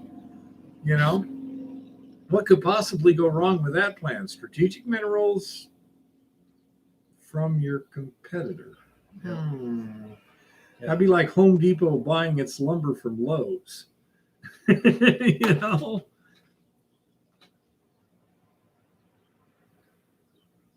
What would be a good intermediate process between the ball mill and the cleanup shaker table for? It would be generally for something else that's not gravity extractable, but I'd have to see the particular mill design and to have any kind of an idea. But yeah, that would be for something that would tend to float or something like that. I'm not sure, Lito. I haven't studied it, so I'm not sure. We have a lot of the Boulder batholith, which put in a lot of the stuff here. I mean, you've got the potential for pegmatites, which I understand can often be lithium rich. But yeah, and we've got the phosphorite formation and stuff, but I don't know. Do you have to wash out the mine with bleach before you start to work in it? No. Not sure. Robert MacGyver, chin. Oh, possibly. Yeah. Yeah. But Eva will get on that C word report here pretty soon. Whenever you're ready, little one. We're kind of staggering around here searching for something interesting. But yeah, there's some interesting stuff in the tinfoil hat report. And I think for those who don't understand just how critical the tinfoil hat information is for mining, I think today will be a good demonstration of just how critical these things are. Okay, I'm going to go to the bathroom, and then the tinfoil hat goddess shall arrive. Yeah, ruby. That was pretty much gold and silver, wasn't it? I had some claims down there at one time, but I know actually there was a guy that told me their old tailings pond there is a great place to fish for bass. Can't keep them; they got heavy metal poisoning. But he says there's a lot of them there because nobody goes fishing there. Pretty good size. But yeah, that's all private property now at Ruby, Arizona. So I'm really not sure what he's got. Again, I haven't studied it. But the general area was known for gold, silver, and some base metals, but mainly gold and silver. I was in the Oro Blanco district, which was north of that about 5 or 10 miles. The Ruby Road's kind of a cool road to go from Arivaca to Nogales there through the hills and the dales. It's really scenic little. I took Joachim and his parents through there one time. They really enjoyed it because they're from Svenska, and you go in the desert. It's pretty different. Okay. So Eva's here with a tinfoil hat report. All y'all may decide to say hello to me now. Hi, everybody. Homage, huh? Yeah. We are not worthy. Hello, everybody. So there were a couple of interesting developments last week and early this week. Well, kind of sort of this week. So last week, in a move that some industry members have dared to label irresponsible and dangerous, Lord Malarkey announced that the new plan that's coming with this new stimulus that may be 1.7 trillion, maybe 6 trillion. We don't know what's going on over in Washington these days. Anyway, hi Argonaut, that the newest plan is they're going to try to entice industry leaders who make parts for electric vehicles and batteries for electric vehicles and maybe even solar panels to begin manufacturing all this in the United States. And we are going to become the world leaders for electric vehicles. Isn't this wonderful? This is just such great news. We're going to be the world leaders in EVs. Yeah.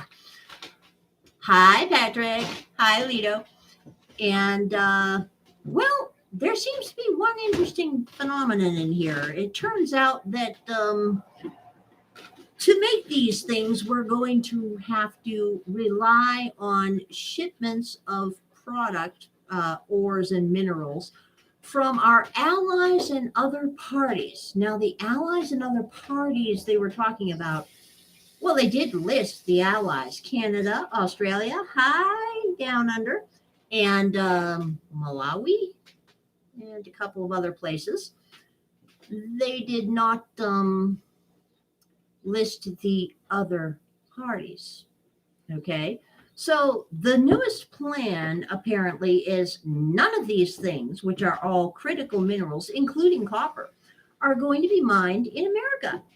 They're all going to be mined everywhere else in the world, and we're going to have maybe some refining facilities here in the United States. So we would get raw materials shipped halfway around the world to combat climate change. But most of it is going to be a case of we're going to buy the processed materials from our allies And others. With the others not being mentioned. And we're going to be making all of the batteries and the electric vehicles and maybe some solar panels and maybe even some other things so we can lead the world in this climate change technology. Now, a couple of things should be noted here. Way back during his imaginary campaign, or kind of sort of pseudo campaign, I don't know what you'd call it, the one where he never showed up on the campaign trail but got elected anyway. Way back during that whole situation, Lord Malarkey had floated a few delicate comments publicly and apparently floated a whole lot more behind the scenes to various union leaders and lobbying groups in the mining industry that we were going to bring mining for our rare earth minerals and more copper mining online in the United States. And for some bizarre reason, all of these union people and lobbying groups for the mining industry actually believed him. Now, I have no idea why that would be. I really don't, because the man was in Washington for 47 years as a senator. And, well, I wouldn't say his track record was exactly excellent for somebody who'd been doing this for 47 years. But that just might be me. I mean, maybe I have higher standards for a politician than most people do. Okay. But at any rate, he had given the mining industry and the unions the understanding that more critical metals and rare earth materials would be mined in the United States, that there would be more processing of raw materials going on in the United States, and that this would continue. And so they all endorsed him and they all gave him like gazillions of dollars so that he could get elected. Now, one has to wonder a few things here. First of all, the Panda Patrol controls almost 90% of the mining of these critical minerals around the world, between rare earths and copper, etc. Second of all, many of the countries that are mining these rare earths and copper and other things, including Pandaland, have really, really crappy environmental standards compared to the United States. And they even use, shall we say, conscript labor and labor that is not exactly voluntary to do this mining and to do this processing in extraordinarily unsafe conditions. They're environmentally disastrous. They're bad for the miners. They're bad for the environment, and they're bad for the people that live around those mines. So it turns out, on reading the articles from Reuters, that the reason we're now happily planning to offshore a critical part of our national security is due to the environmentalists. Apparently, the environmentalists are in this NIMBY, not in my backyard, state of mind. Well, if you really care about climate change, it makes no sense whatsoever to be bringing these materials halfway around the world so that they can be used. If you really care about actually helping your own economy, it makes no sense whatsoever to be destroying tens of thousands of jobs in your own country and driving up the cost of the materials that you will be producing with all of these imported goods and services, so that people can't afford them anyway, so that you can then export them around the world where people can't afford them either. Now, none of this makes sense, but then again, I stopped expecting sense out of Washington, D.C. a long, long time ago. But in the aftermath of this interesting article, several unions began to scream bloody murder, that they had been lied to and this was dangerous and irresponsible. And it's like, well, yeah, if you were stupid enough to believe these people in the first place, then maybe you are not very smart here. And then a whole bunch of lobbyists started hand wringing and hand waving and saying, OMG, what do you think you're doing? We actually need to bring mining back. A Democrat Congress critter of some variety or another has already put in some legislation and regulation to stop a copper and gold mine in, I believe it's Minnesota or somewhere in that area, and to stop a copper mine, not Rosemont, but another copper mine in northern Arizona that was this close to actually being able to do something. Meanwhile, they're still allowing the lithium mining and rare earths mining in California to go forward. The only mine left in the United States that's doing that. At least that is still open at the moment. But given the fact that in Chile, the largest copper mine in the world that processes 1 million tons of copper a day, Chuquicamata? it's actually a double mine, and I forget the name of it. It's Esperanza or Espinosa or something and something else. But anyway, it's the largest copper mine in the world, and the workers all walked off the job a couple of weeks ago, and they're going to be staying off the job for the foreseeable future due to tax issues, safety issues, and a few other things. So we're going to see a continuing tightening bottleneck in the copper market. Copper prices are already going over $10,000 a ton today, which is pretty darn high for copper. It's historic levels. Now, in the matter of gold, gold has been hovering right around $1,900, and more industry leaders are saying, first of all, they're beginning to downplay the idea of getting into paper gold. They're beginning to say more about how people should be getting physical gold because we are going to stay broken through the ceiling that gold has been sitting at, and they're projecting new historic highs for December. All of the commodities right now have gone vertical in terms of futures. Iron, copper, aluminum, steel, all this stuff is going vertical at the moment, and recycling prices across the country are beginning to climb rapidly for metals.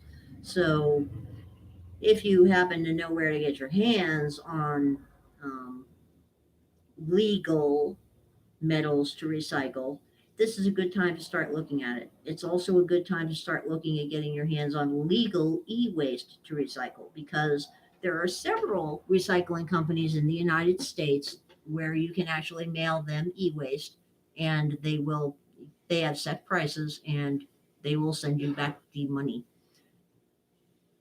This may turn out to be something very useful, because part of Lord Malarkey's plans is to actually begin onshoring again some of the recycling that we had offshore to China. That's another thing I can't figure out, that maybe somebody can explain to me, because I'm like totally blonde here. This brunette and gray thing that's going on is strictly camouflage at this point when it comes to dealing with Washington. Okay. But apparently, about 60% of our recycled stuff, like steel, metals, plastic, and everything else, was being shipped halfway around the world to be processed and recycled, where it was then either recycled and sent back to us in the case of iron and steel, or was thrown away in the case of plastic, because whether anybody realizes it or not, about 70% of the plastic turned in for recycling is never recycled at all. That whole thing is kind of a scam. But around the country, prices for recycled metals, including aluminum cans, are on the rise, and metals prices in general are on the rise. Lumber prices are continuing to rise, and they will continue to rise for the foreseeable future. And I'm beginning to get scattered anecdotal reports from people that, yeah, I had some plywood out by my shed and it disappeared this week. So I told our dude down in Tucson when I was on the phone with him today, that he better start securing the stuff that's in our backyard if we want to keep it, because, with theft being decriminalized in a lot of places for some bizarre reason, it's going to become more common. Yep. And you are right, Goldstream. That's what happens with scrap steel. It gets loaded onto ships to China for recycling. And once again, of course, none of the environmentalists I've spoken to, or anybody else I've spoken to, can explain how it is greener for the earth to send something a round trip of about 8,000 miles, in terms of sending it over there, recycling it, and then bringing it back and selling it here. None of this makes any sense. Not that I expect sense from Washington. So where we're standing at the moment is the push to go through all the existing regulation and policy to bring things in line with the new green agenda continues in Washington. And very little to no information is showing up anywhere where an average citizen can find it, because the Department of Interior is not only not required these days to put out notices on what they're doing or post on the Federal Register. In many cases, they were directly ordered by that EO several months ago not to post anything publicly, so the public has no freaking clue what is going on. But we already have Congress critters that are moving legislation and regulation to close projects that were already approved and coming online in copper. We have not seen this yet in gold or silver. It's happening in copper first. I would not say that's going to be the end of it at this point.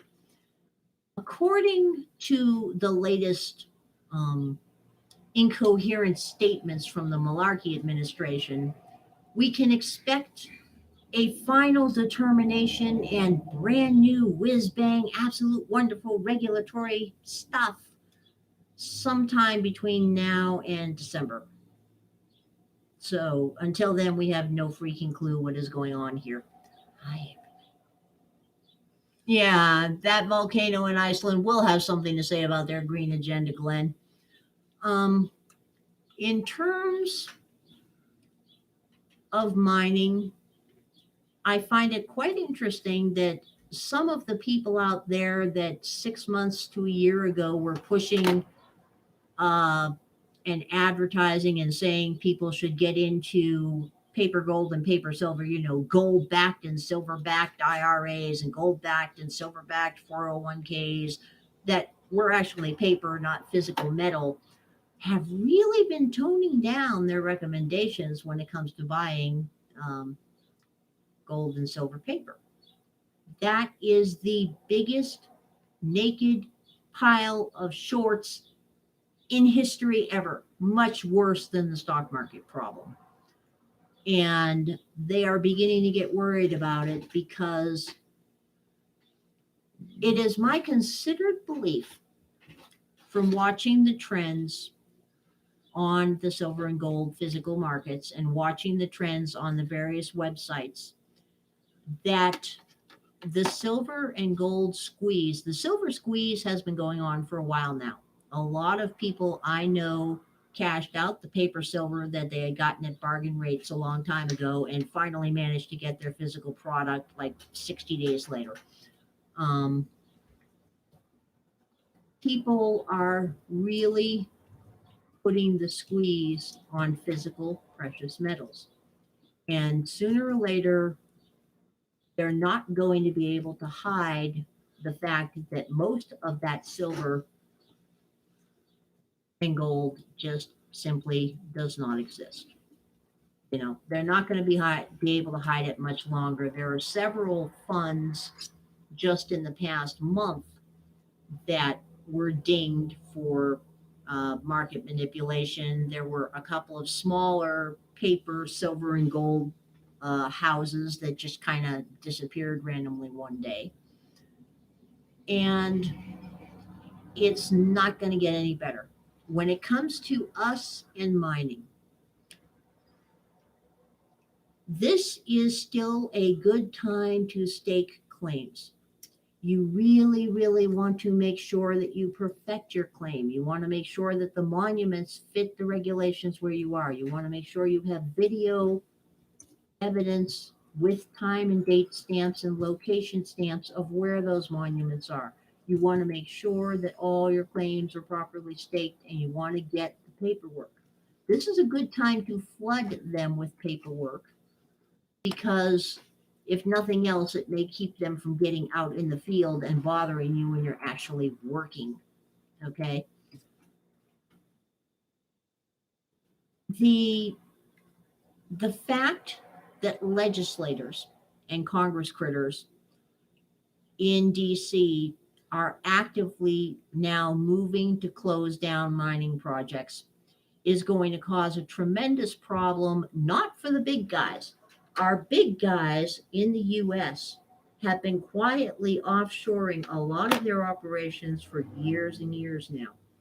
Most of our really big mining companies here in the US have far more stake in overseas properties than they do here in the US. The people it's going to hit are your mid cap and your small mining companies. And it's going to hit them pretty darn hard if the administration actually manages to push through this agenda of offshoring 90% of our mining. This is going to hit our small and mid cap companies really hard. So, in terms of stock,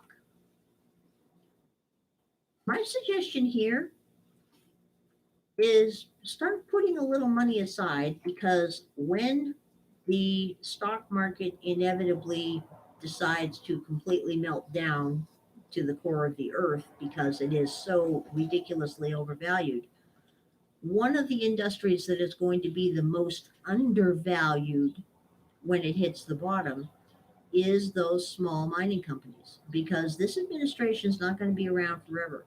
And when we go into the inevitable financial meltdown worldwide and here in the US,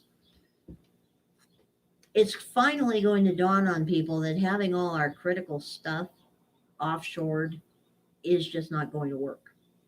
And those mining companies are going to be able to get back into business again.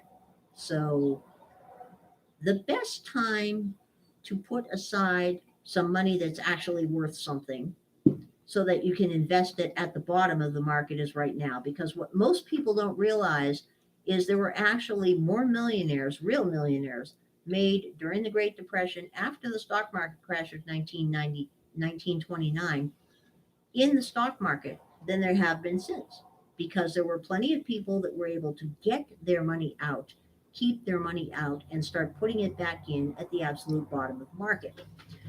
Now, another interesting thing came out of the incoherent malarkey administration this week.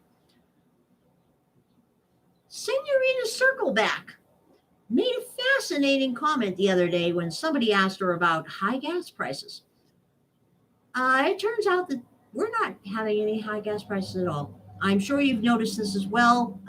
Senorita Circleback assures us that our gas prices are not at historic highs. As a matter of fact, they've been this high within the past year or so. They're just settling down to what is supposed to be their normal. And it's a good thing because, of course, that means Americans are getting out and around and we are living our best lives again. Yeah, we're, that's why our prices went up another 10 cents a gallon in the last week here. I don't know about everybody else, but we're now $1.12 over where we were this time last year. I looked up last year's prices. We're $1.07 over where we were last year when Bear and I got here for the summer after his heart surgery. So I'd say she's a little off. Now you may notice, since we're currently sitting at around $3 and we were sitting at $2, that represents an increase of 33% over last year. No, it's 50% over last year. Yeah. Well, this is where we get back into that inflation thing. People were staggered, stonkered, boggled, and mildly horrified to report that the annual inflation rate at the moment seems to be 4.2%, but obviously that could not be right. Everybody tells us this is not right. Well, I ran into an interesting thing online the other night that disappeared in the 404 pandemic that's going on in the digital space. Somebody had done the calculations. Some of you may remember back way right around the time when Ronald Reagan got out of office, our federal government, in their infinite wisdom, decided to redo how inflation and unemployment were calculated. Mm-hmm. And they did this because reasons. I mean, this is just what governments do. Someone did the math on our unemployment and did the math on our inflation using the old standards. And lo and behold, it turned out that our inflation is currently running around 8% month over month. And our unemployment is currently running a minimum of 17% and rising. Well, obviously, that's why the government changed the statistics decades ago, because that is just seriously depressing news. But of course, Senorita Circleback says, no, the very low 4.2% inflation is actually a sign that our economy is healthy and roaring back to life. Yes, it is. We are all so thrilled with this news. And I bet when that number goes up even higher, we're going to be dancing in the streets. Absolutely. I mean, you Something know it. I know it. This is just wonderful. Yeah. Bonfire rally. At any rate, what we have to look at is mostly peaceful insurrection. I'm going to be keeping an eye on Washington to see where this legislation that this Democrat Congress critter is putting out to stop this copper mine goes. Because if they start stopping active mining here in the U.S. when they have not even begun to get together a plan for getting supplies from our allies and others, then we're going to have some really interesting things going on. And with any luck, we will hear something about regulations for people like us. November or December, which is of course after our mining season up here in Montana, but there's not much you can do about that. So for the time being, this is a good time to make sure that all of your claim paperwork and your claim stakes and your records for your labor, for your mining exemption waivers are in order. Because if the government does what they have done in the past on this issue, what BLM will do is they will start invalidating people's claims at the end of the season when everyone's paperwork is due. Now, what they did to Bear in the past was they accepted the paperwork, they accepted the fees, they waited till after the day after the curing period so that we could not correct the problem that was present. And then they invalidated our claims. So that is something that I can see them doing if they continue to push this plan to stop mining. This is a really good time to make sure that you have all your paperwork in order and that you follow all the rules.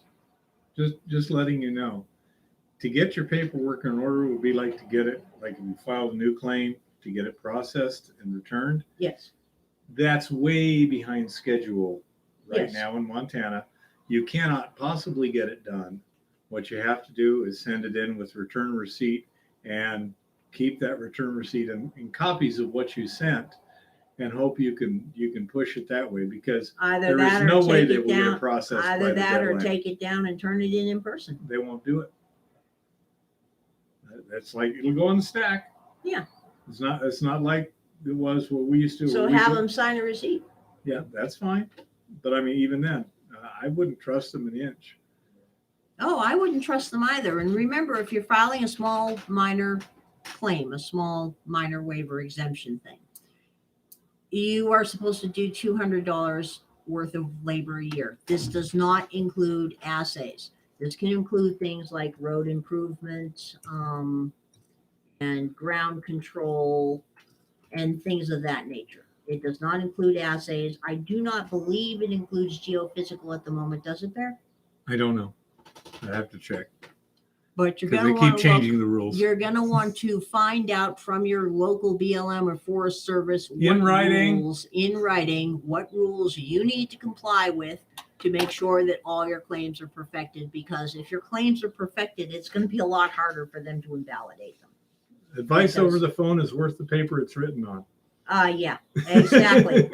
And if you don't believe that, call the IRS someday and listen to their recording, because it tells you flat out that their agents are not responsible if their agents give you wrong information. And Yep. the last time I called them, I got 3 different pieces of information from 3 different agents, and all of them were wrong, at least according to the regulations online. So that's the situation we're in now. Well, I don't know if the people here know it, but for years there Terry Biden wouldn't even know how to find his nose. for years a major tax company, an expensive one in Washington, would send a fictitious family of 4's taxes to the top 50 accounting firms in Washington, D.C. You know, you got a husband who's 50 years old who works this, they have this Yeah. stocks, blah, blah, blah. And every year they would get back 50 different answers as to how much tax they paid. Oh, yeah. They never would get. Nobody can get it right. Yeah. I mean, yeah, that's if they answer, Robert. It is interesting how half the time you cannot get a government agent on the phone. It's fairly COVID. bizarre. Well, yeah, but what was their excuse before COVID? Everything is COVID. We all know that. There isn't enough of them. May I help you, please? IRS. Speaky. That was funny. Somebody was, some comedian was. But that's where we are at the moment. let's Is say gold prices in are Indian, holding not like steady feathers, at but like, their new welcome to tech levels, support. and it looks like they may push through in the next month or two. Silver is slowly inching up. Copper is at some historic highs right now. Rhodium is holding where it always does. Platinum is doing well. In terms of cryptocurrency, Bitcoin is still languishing at the doldrums for the moment after the last pump and dump, but people are confident it's going to come up again. And Ethereum is doing really well. Ethereum's been going through the roof lately. Argonaut has a Quite question interesting.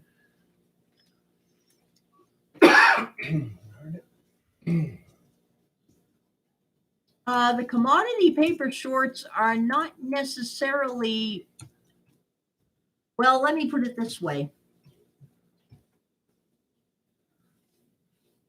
There are shorts and there are naked shorts. Shorts are not a bad thing. Naked shorts are a real bad thing because they're utterly and completely imaginary. They don't exist at all. And what has happened to people before that have, in the last, I think 2 or 3 years, there have been 3 or 4 brokerage houses that dealt in, say, paper silver that just poof up and disappeared one day because people started demanding their physical silver to turn in their paper, and these companies did not have the silver, couldn't get it, so they just closed their doors, and people were left with basically nothing or a fraction, pennies on the dollar. So, yeah, it's pretty much a mess. Yeah, that makes sense to me, Rick. If Mohammed won't come to the mountain, well, yeah.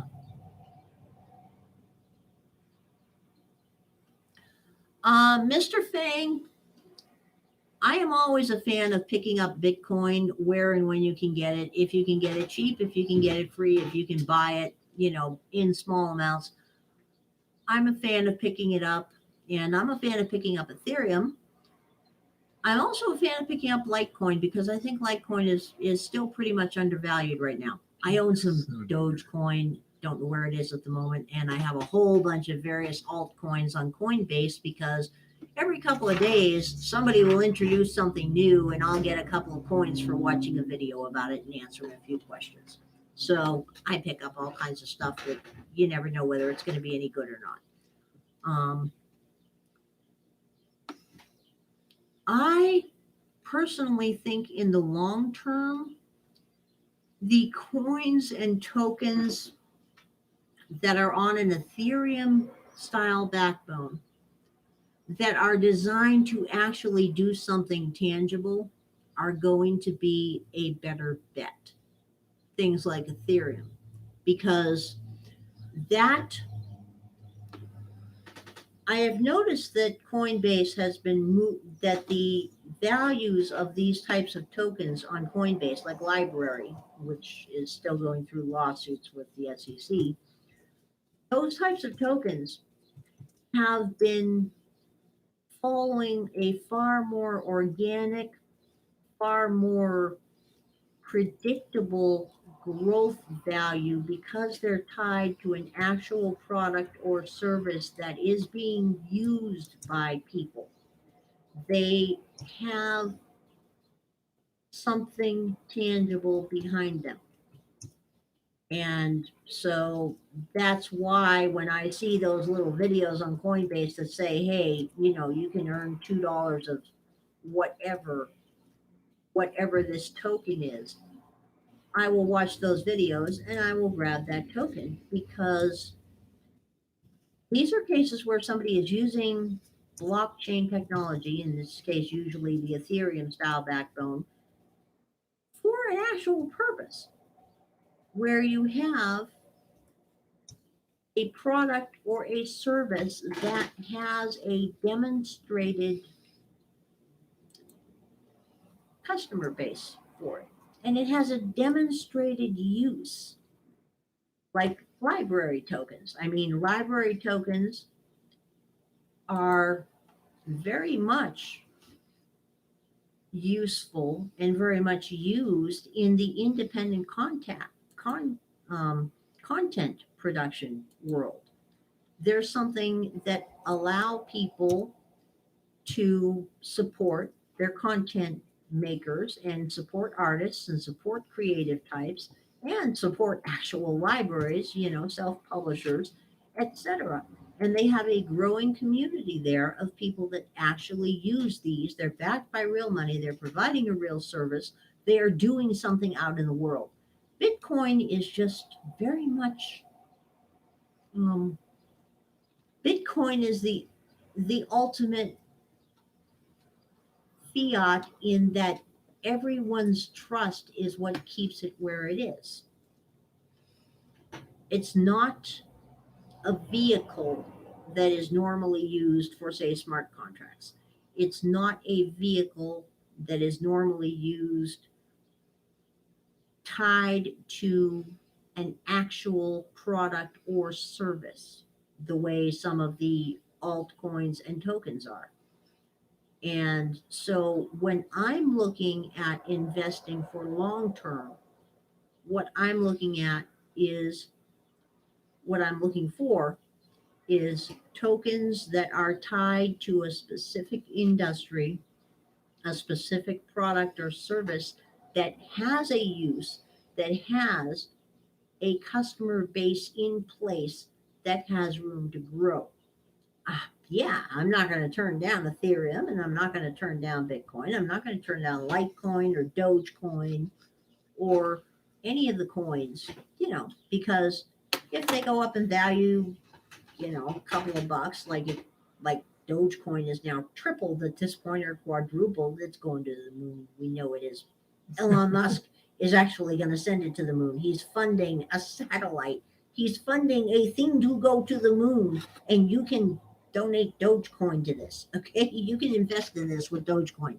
So it is actually going to the moon. The man's got a damn good sense of humor. But so if I pick up something that's worth 30 cents or 50 cents and it gets up to $1 or $2, I'll sell half of it and put it into something else like Litecoin or Ethereum or Bitcoin.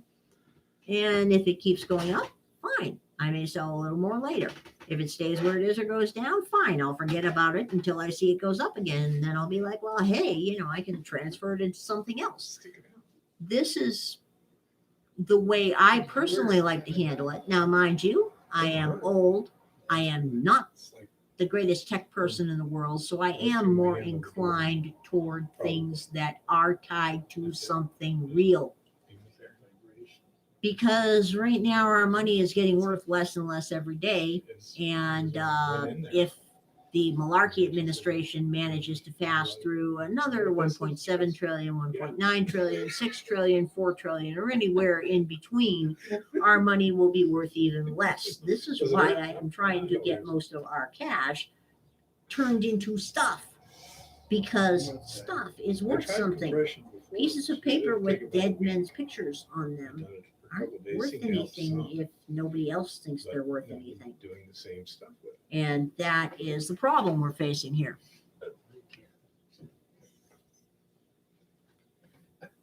Yeah, Goldstream crypto is full of fraud and cons right now.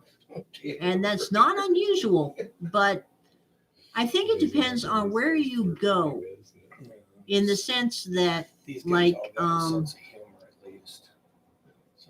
I have been fairly lucky, I suppose, because I don't take everything that comes down the track. I mean, I do my due diligence. When I decide that I'm actually going to spend my money on a coin, I am out there doing my due diligence on the company. I'm out there doing my due diligence on every single person that is remotely involved in it. I don't fall for altcoins. Tokens, yeah, I've seen a few scammy tokens, but the scammy tokens usually aren't around for long. Because they are too well structured, like a Ponzi scheme. That's basically the only way to put it. I mean, it's obvious. They can't show you a prospectus. They can't show you their target market. They can't show you this thing in use. They can't show you anything except, we're going to give you 3 of these free, and if you invest $100, we'll give you an extra 20%. And if you bring in 3 other people, we'll double your money. That I avoid 120%. 100, no. Because if you're doing that, you're building an unsustainable model, and that's all there is to it. You cannot carry that shit forever. And I do like to stick, where possible, with altcoins and tokens where there is a set number of them released and there are protocols in place to release future coins under certain conditions. I like the tokens where once you are a stakeholder, you have a say in when new tokens will be released and under what conditions. And you have input. You're basically like a stockholder. I can see why in some cases, like library, the SEC is trying to say that these are securities. Of course, they're a little late to the game and they're not actually securities, but I can see where the SEC could make a point on this, because a lot of these tokens, you do have a stake. When you're a stakeholder, you have a stake. You have a vote. You have a voice in where this company goes. So, in that regard, I can see the SEC's point, but they can still stuff it as far as I'm concerned. I have scant respect for alphabet agencies to begin with, and I really think they're going overboard in some cases. And that's one of them. But as it stands right now, we are now seeing, to recap, bottom line is we are now seeing Lord Malarkey has openly declared his plan to go after the mining industry, to keep the environmentalists off his back, to save the planet, and to probably benefit Pandaland, because and Russia, considering the kickbacks he got for allowing their pipeline to proceed in oil after he shut down Keystone here. What do you know? This represents a drastic escalation on the part of the federal government, and the actions of that Congress critter, that female Congress critter who's a Democrat, concerning copper mines in her state, or in a neighboring state, also represents a rather drastic escalation on the part of the federal government. I don't like the fact that they're now making noises that the report on our regulatory environment is not going to be out until somewhere between October and December, because that gives them even longer to hide shit, and it gives them even longer to make sure they do shit without us knowing about it. But we can only hope that things don't get really strange in that regard. Buy food, buy gas, lock up your lumber. I mean, it's pretty sad when you have to think about locking up your 2x4s, but those buggers are $75 a sheet now on average. Not 2x4s. Not 2x4s, but the plywood. OSB, yeah. Plywood and OSB are 75 and higher in a lot of places, and they're going to go higher. That's not bad for clear hardwood, but yeah. For an OSB. Yeah, for an OSB, forget it. So that's where we are this week, everybody. See you next week. Little one.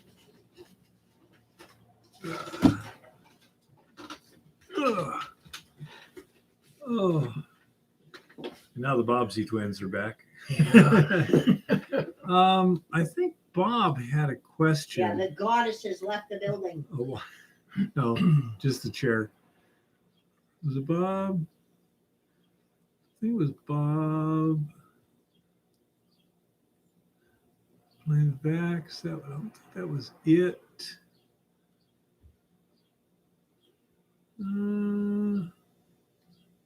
No, that wasn't it. Trying to see.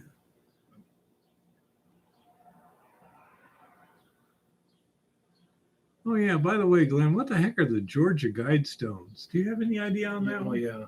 I know the Structure, Georgia monument they Guidestones are. built down there. I don't know, when was it built, Eva? Oh, good. Back in the 80s? Yeah. It's a way long back time then. ago. Yeah, it's Yeah, it was really, all one really world old, really government. crazy, weird languages, Yeah. massive conspiracy theory there. Yeah, Was, deep. they don't It's a really deep know who rabbit did it hole. even, I guess. Was that when what was that? Was 4chan around then? No. Sounds like Internet sort of wasn't thing they even do. around then. Okay. I don't know. Somebody had an actual mining question a while back. And when it comes to the formulas and stuff, was it Terry? I actually have a lot of formulas on my website, conversion formulas and such. And also I have the mining project calculator, so you can put in the details of your project and get a rough estimate of your profit loss and things like that. Yeah. It could be Ed. Not sure. Yeah, I don't see any reason to get the vaccine right now because I don't trust it. Yep. It's something new. And it's like, well, after 5 or 10 years, maybe we'll know exactly what it does. But I'm just by nature a firm believer in Murphy's Law. Anything that can go wrong will. And when you have a variety of things that can go wrong, the worst will go wrong, So I just, I don't believe in being a guinea pig unless I have to be.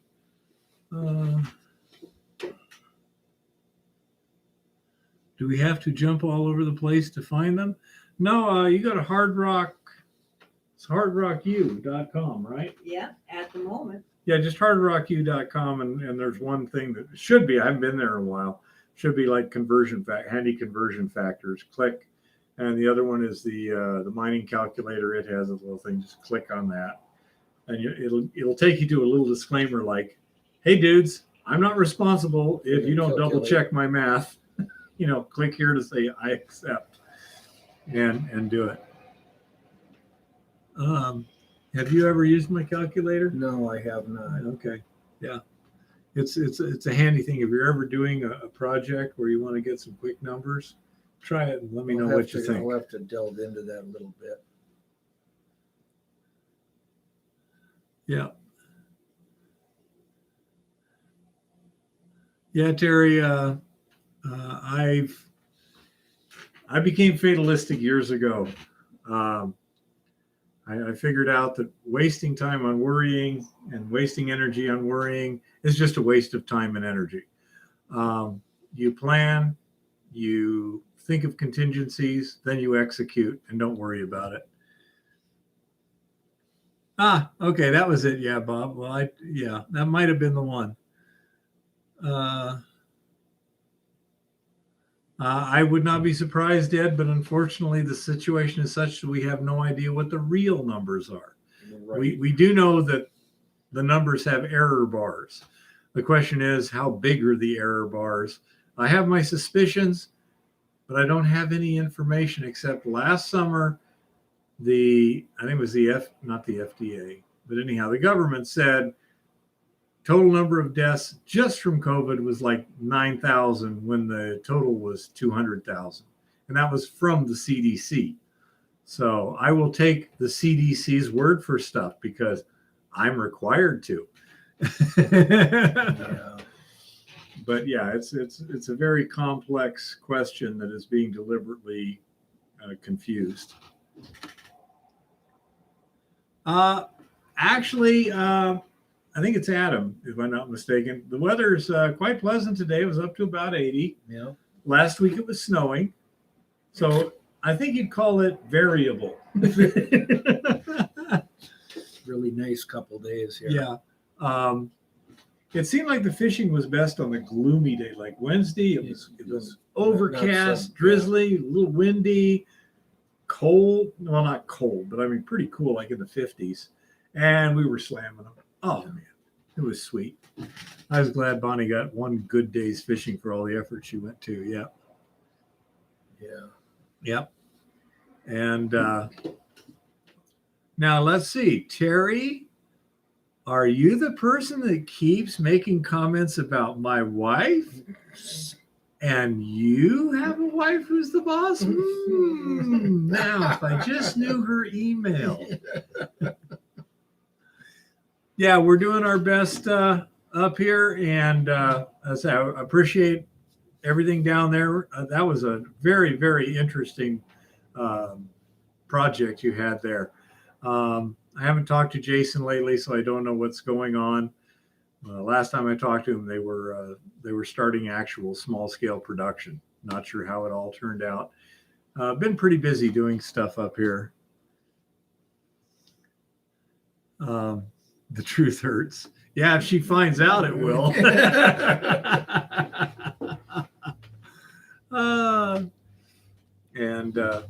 But yeah, last Friday, woke up in the morning, there was about 5 inches of snow on the porch. It was hilarious. Not 3 days ago, but I mean 10 days ago. It was really interesting. But yeah. Anyhow, any more mining questions at this point? Try and get back into the mining thing here instead of more of the regulation and bantering about our wives. Regulation's important. Yes, Did he Chris is. ever make it? I called him up and it went straight to voicemail. Never seen him on here. So I'm guessing that he's busy or out of contact or something. But well, we got a couple gold stream and stuff. Anyone know a white mineral, not silver, but white, of either tin, zinc, or lead that would have a lot of silver in it, or a white mineral of silver?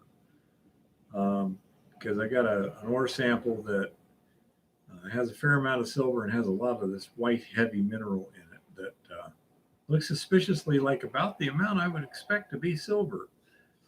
And it was pretty heavy. It was displacing the iron oxides. Mm-hmm. So, it's pretty good stuff. Anyhow. Yeah, I don't see Zioxio tonight either. He might be good for He that hasn't one. been here a lot though. I think he's busy. He's probably with school. I think he's work, out and- doing stuff. Damn kids, they're out doing stuff. Don't you know they're supposed to be sitting at home Be and back out again. doing other stuff? Well, being a holiday weekend, I'm Yeah. surprised we got as many as we do. Yeah, that's a possibility. That's good though. Anyhow.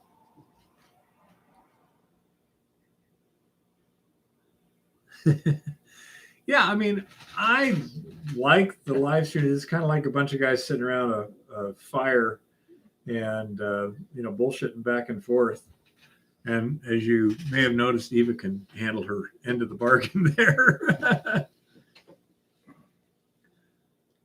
Yeah, don't you have Memorial Day the same time? I think it was set up. No, wait a minute. It might have been Civil War. Europe. I think it might have been on the Civil War. I'm not sure. I thought there was Europe involved in there too, but that might be Veterans Day. Probably That might be because of- Veterans Day. I'm not sure. Yeah. Must be nice. I don't know.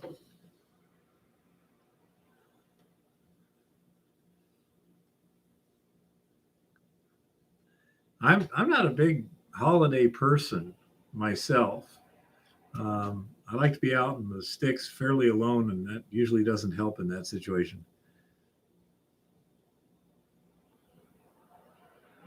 That's great. I'm glad to hear that, Adam.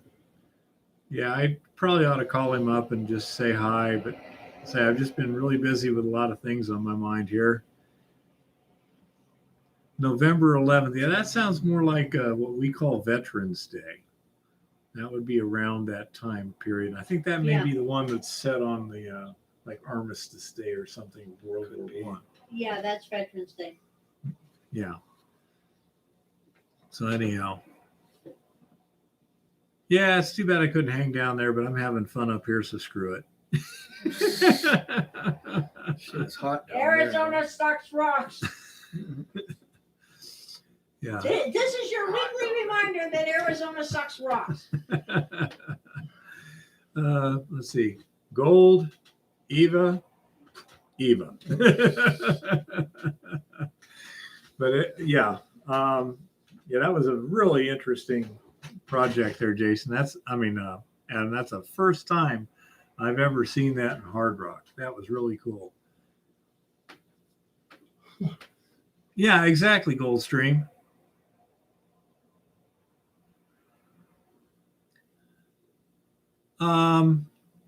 ball mills produce a lot of material. Best way to gravity separate in a production setting prior to the shaker table. Usually the shaker table would be a gravity separation. You could use a hydrocyclone too. There's a various numbers of ways you can do it, but usually a shaker table after a ball mill would be a fairly common thing. Yeah. I'm not a big fan of that because the ball mill tends to flatten your gold. That's why I kind of prefer an impact mill for gold, because it tends to roll the flakes into balls instead of turn the balls into flakes. For leaching, a ball mill works fine, Right. because it increases the surface area. Right. Yeah. But a ball mill followed by a shaker table is a fairly common methodology. The other one is the hydrocyclone, pretty much, as far as I know. Those are the big ones. Yeah, you could do a split unless you just did I don't know, what do you do there? Screen it for size and go back and regrind it? Wow, Goldstream is retiring from his last business there. He sold the shop he was in. New owners take over tomorrow. Sweet. Now you can go mining, right? Yeah, Argonaut. Say that's the other thing about a ball mill is it will tend to trap coarse gold until it gets beaten up so badly that it can get out, or it gets trapped behind the liner plates. Yeah. Pounded in there. Yeah, the big gold just doesn't tend to get out. Now, there is something called a peripheral discharge ball mill, which is kind of like a combination of a ball mill and a trommel drum, but with a fine screen that can discharge it as soon as it gets to a certain size. But they're more complex and stuff than a regular ball mill. Again, I'd be more worried about that. Now, another thing, here's one you might not have thought: dry ball milling. If you don't have that liquid in there to fluidize things as much, the dry ball milling might work. I mean, like a cement mill and stuff like that. Yeah. I'm not sure how that would work, but you might. It might be a consideration to do dry ball milling before wetting it and doing a gravity separation.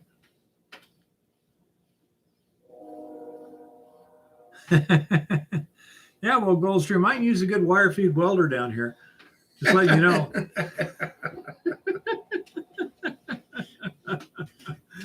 Oh, dearie. What was the other thing I was thinking? Well, I'm looking to get a UV light here pretty soon. Somebody took our recommendation, really liked that UV light. It's in my favorite, so I should be able to find it again. And No, it's one more tool. That's all. It's just Yeah, we You gotta can replace keep- that one. I checking the tools. need to get a new molly pack. I need to get a new pack. The one I've got, it's got a hole in it. You know, Oh yeah. the hammer handle sticking out right now and stuff. That's not good. But I think I want to get like a molly pack, so I can use the different pouches for different things. All those, Right, like tools, this is the yeah. GPS, these are the pencils and stuff, and this is the tape measure and blah blah Yeah. blah. And I bought a surveyor's Yeah, are vest. there any Army surplus stores around? I don't know, not around here, are there? No, there's one up in Kalispell that I know of, and I'm not sure if there's one in Bozeman or not. I'll check on that. There may be one in Butte. Well, I can You order one. know for what? about I 50 think bucks. Butte did have an Army surplus store. Whether it's still there or not, I don't know. I can get a new one for about 50 bucks. I bought a really good surveyor's vest because it's got all the pockets and the dividers in the pockets and pockets inside of pockets and well, by the time you got flagging tape and nails, and then of course Oh, you got yeah. your gear belt, and then you're looking for your compass or your GPS, and Mm-hmm. pretty soon you got so darn many tools that the surveyor's vest, along with my backpack, Yeah, I got pretty much everything I could want. organized and readily Yeah, accessible. right. I can set the backpack on the ground, grab out what I need. The rest of Yeah. it I have in my pockets. What I've been using it mainly for recently is the staking. Stake in the corner. So I need a good hammer and the pins and Yeah. the GPS. I usually just put in my pocket so I can refer to it easily. Yeah. I take and write the last 3 digits because mine does degrees and decimal minutes to 3 digits. So I'll write the last 3 digits on the stake itself. You know, Right. decimal this, decimal that. Makes it easier. Yep.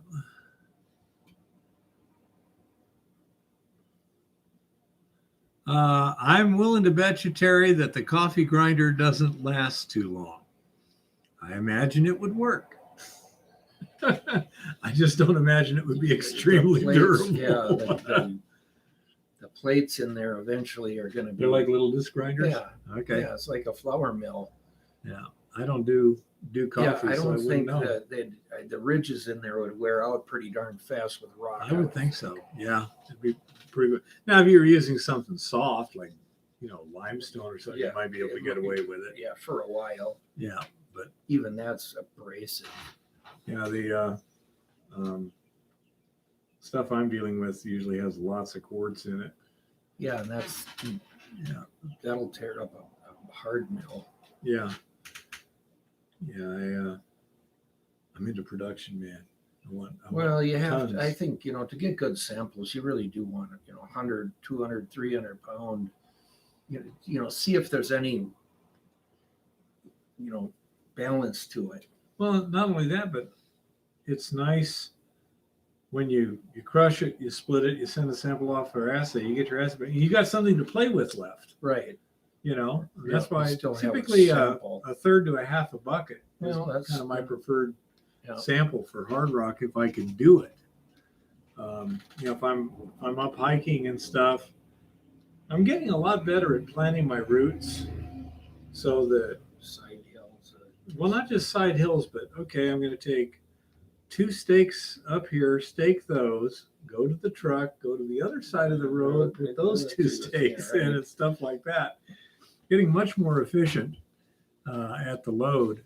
And also, if I'm going to get a sample like the one that was in the video a while back that was way up on top of that hill, yeah, I had an empty bucket at that time.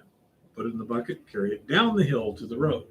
Much better than carrying uphill. The other thing that works real well is if you're sampling, you go in to the back, then you start sampling on the way out. Right. It's the heaviest buckets at the end. Yep. Yeah, definitely. That's hilarious, Terry.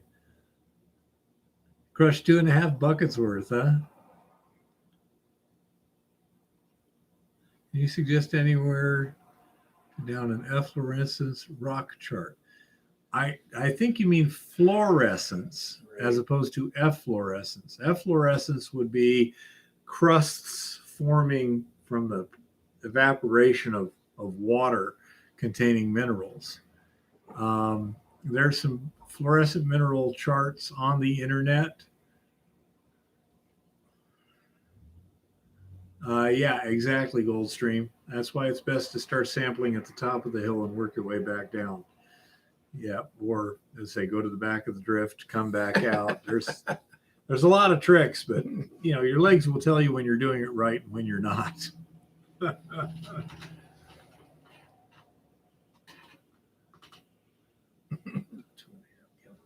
Yeah, that helps too. So was I correct, Patrick? You were talking fluorescence, not efflorescence? Yes, I just Googled one a while back when we were talking about it. I'm not sure what would happen if I open up this computer here. I think what's happening is both computers are logging on as Hard Rock University, and it's just totally screwing up YouTube. Okay. Yeah, that's what I thought. If you just Google it, you can find a couple pretty quickly that might be useful. Yeah, I would think you could order one from somebody if you want an actual chart. Yeah. Well, I'm glad, Patrick. It's frustrating. Sometimes I feel we're being repetitive. Yeah, But there's always new people coming in. Right. That's that why it's didn't hear nice it- to have Yeah, the- didn't hear it before. That's why it's nice to have the Didn't watch that show. questions. Yep. Well, we brought it up really because it's just another way of going out if you want to go out at night and hit some hillsides or some mine dumps. Yeah, I got to see about getting a filter for the camcorder too.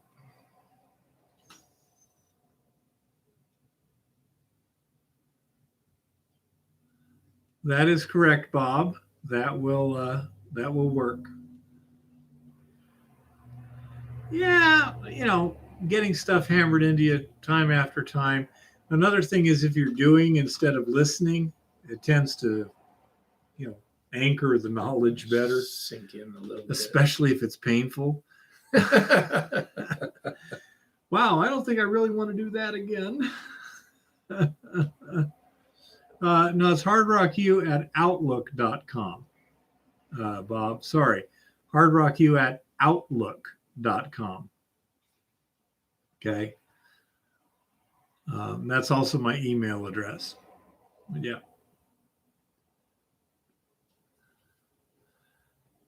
Yeah, I found that the more embarrassment or discomfort associated with the lesson, the easier it is to remember. I usually. Yeah. Embarrassment sometimes works just amazingly well. And that can be when you're doing something. And then you look around to see who's seen you. Yeah. I remember one time I was a supervisor and I'd been driving a haul truck showing somebody something. And this other haul truck is like a 1-lane situation there, and he just failed to yield. I mean, I literally had to go and slam on the brakes and stop before I hit a wall. Okay. So just a few minutes later was lunch, and I said, apparently there's a little confusion about exactly what the pattern is here. And then this guy mouthed on, said, well, there wasn't until you got in. And I just lost it, man. More than one person was picking mashed potatoes off of them because I had them in my hand at the time. Boom, and that was the wrong thing to do. It would have been much better to go, Gerard, could you please take your lunch, go over to the office, and I'll get back to you later. Yeah. Goldstream, that all depends on whether there's a road or not, but yes. Actually, packing any kind of rock samples can be a bit of a pain. Oh, yeah. It adds up real fast. Yeah. Now, the last sample I brought down from Montana B was 1/2 inch minus screen dump material by hand. I brought 2 buckets down, but I did it 2 quarter buckets at a time. So you have a nice balanced load, come down, dump in a bucket, go back up, bring it back again, dump it in a bucket. Yeah, that's fine as long as you're not walking a long ways. Yeah, no, and it was a dozer road, so it wasn't really tough terrain. It was just a matter of yeah. Sucks to be you, Goldstream. Yeah. Straight up out of the canyon. Been there, done that. Yeah. Can we have a helicopter? Please? Does somebody have a helicopter? Yeah. I can understand that completely. Now, these are the little things you learn the hard way.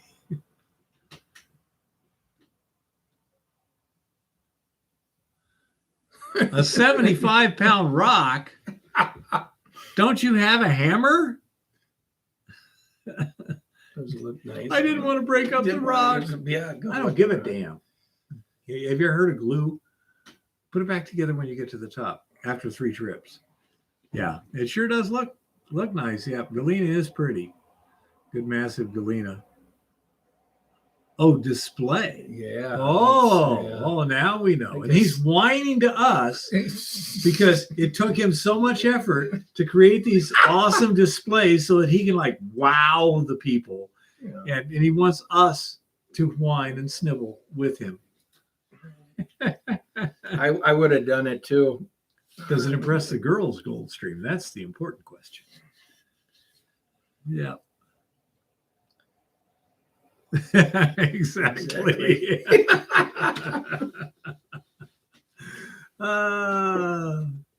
Yeah.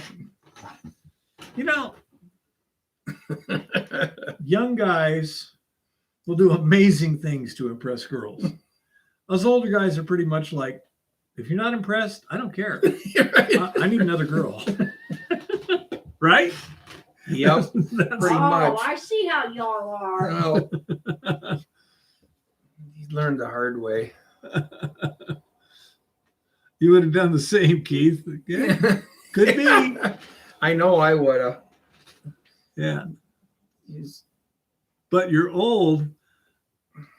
I'm 65. Are you that old, Goldstream? Do you want to say how old you are? I'm only 55. He's so 55. You're So, a kid. You're yeah. younger than Who's got me. who beat Goldstream? Come on, come on. I'm You- young. Fess up. He's Jim, you are younger than me. I'm 56. Are you? Yeah. Oh. I have no clue if that's true or not, Bob. I simply don't trust him. The thing that gets me is that all these politicians and stuff are taking it. So if that was really the case, whoever came up with this brilliant idea is going to be dead, because all the politicians will want their heart beating on a plate. 58. You're assuming that whatever the politicians are getting injected with is actually the vaccine. Yeah. This may not Ed- be a valid assumption. And now I don't want to scare them. Okay. Remember, I'm the one with the tinfoil hat around here. There was one time, it was a long time ago, we had this young lady staying in our house. And she was like maybe 100 pounds, good looking girl, about 15. And she and my wife had come home from shopping or whatever, and they had groceries in sacks or whatever. And so they emptied the sacks, and she goes, "Want to jump in the sack?" And I just stood up, grabbed her around the waist, put her on my shoulder, and headed back to the man. She spread eagle when she got to the hallway. Man. That was hilarious.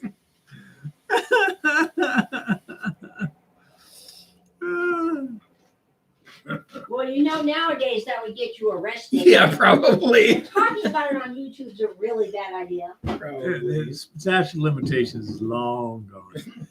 Jimmy, that's not a bad idea if it's appropriate. He says he uses a snow sled to get samples to the truck. If he did have some snow, Oh yeah, that could make it a lot Or if your easier. ground is level I'll enough that slide. you can pull a good sled over it, Yeah. that would work Yeah, great. good poly sled will slide on just grass. Actually, pretty good. Yeah, and even the old-fashioned wooden kind with runners will work on grass or packed earth.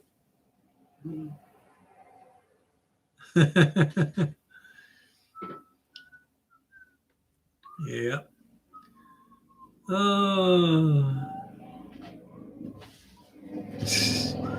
Goldstream, these whippersnappers aren't as tough as we used to be. We aren't as tough as the old timers before us. When you look at what they did. Oh yeah, man, they were some tough old geezers. I don't really consider myself tough. I figure myself reasonably disciplined and in reasonable shape and stuff, but I don't really think of myself as tough. Yeah, but Terry, I don't use a coffee grinder. I got an RC46 or a 200 pound per hour impact mill. Yes, size matters. Oh man, what happened the other day? I was crushing samples. My RC46, I had some fines and stuff, and it piled on top of the rollers, and I didn't notice. Yeah. So what was happening was I was putting stuff in, and it was just running around the rollers the other way. Oh my gosh! Rerun it. Oh, it was horrible. Well, the worst part was more than one sample before I noticed, so I got cross contamination too. Oh man. Luckily, it was pretty much all from the same mine, but yeah, it was hardly ideal.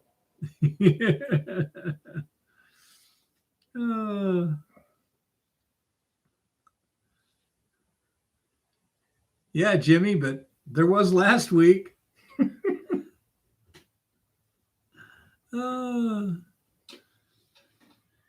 Yeah, we did have a good time there. By the way, Bonnie got some seriously good fishing in on Wednesday afternoon.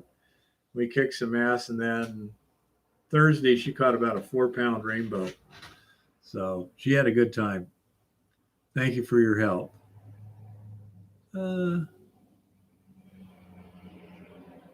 Is Jimmy there? Yeah.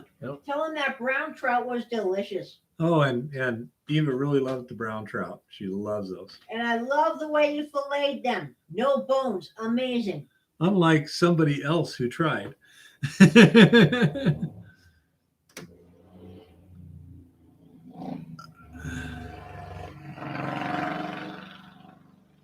Bob says it's on a 30-minute repeating stream. I'm hearing it over again. I'm not sure if that's comedy or whether he's absolutely serious. Are you absolutely serious, Bob? Is it the exact same stream, or is it just we've run out of interesting things to say, so we're being repetitive? I fear it's the latter. Come on, damn it. Where's the questions? Do your jobs.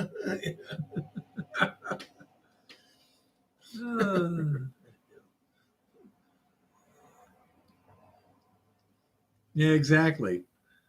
Yeah, they're both good things, but they're totally different. And so my focus is on making a living mining. Me too. I like to do serious stuff. Me too. I have tried to make this serious. Yeah. Oh.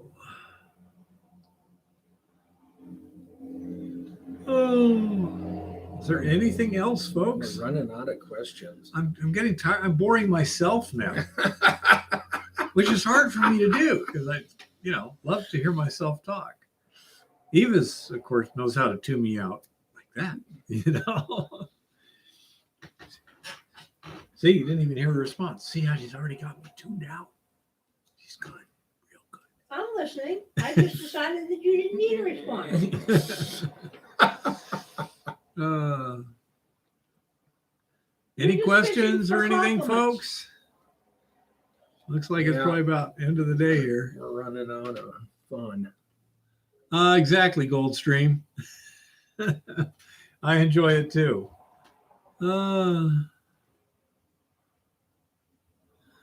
Okay, with respect to me, Argonaut, I would like to be where we're actually producing gold on a small production scale somewhere. With Montana B, that may be a problem. With Prospect M, I think we might be able to do it, but I don't think it's a sort of thing where to do anything of any significance, we're going to need permits, and that ain't going to happen this year. Montana B, we may just be to the point where we're making good concentrates, and we'll be worried about actually turning concentrates into gold this winter. I don't know. We shall see. So what's your... Well, I'm hoping to have a good contract with a junior miner or a larger mining company as far as the copper project goes. I've got some more hard rock gold mines to go do some checking out.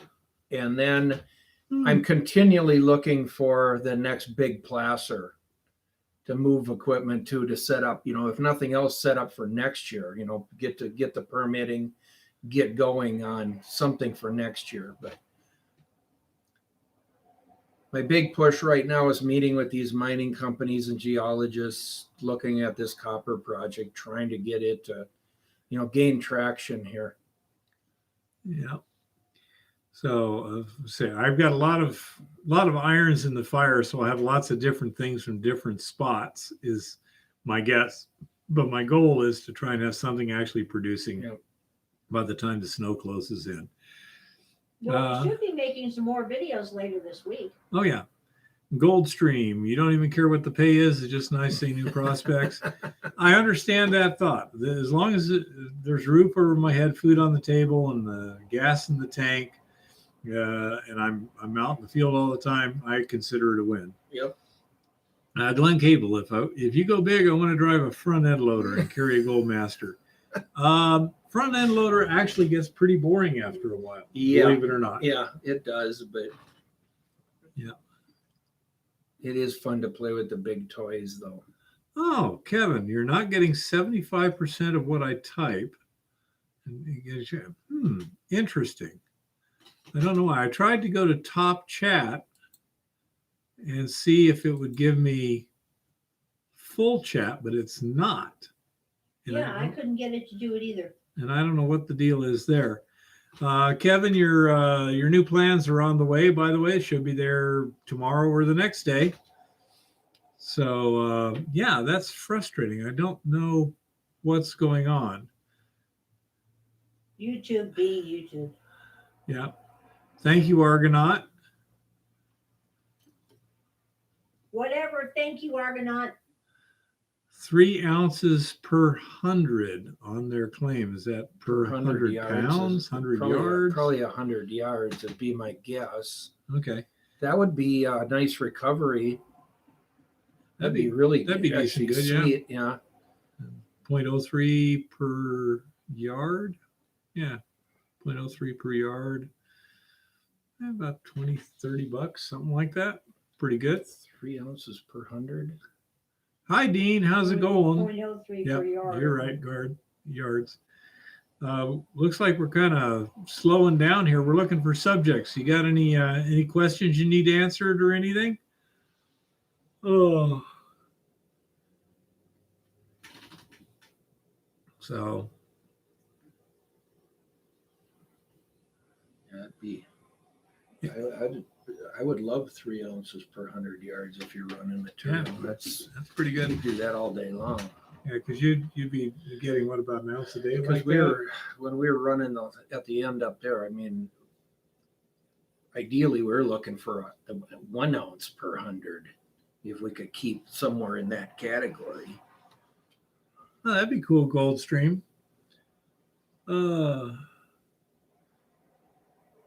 Anyhow, anything else? I have to heal. I need to bed. Let's see. Where do rocks go to die? The beach.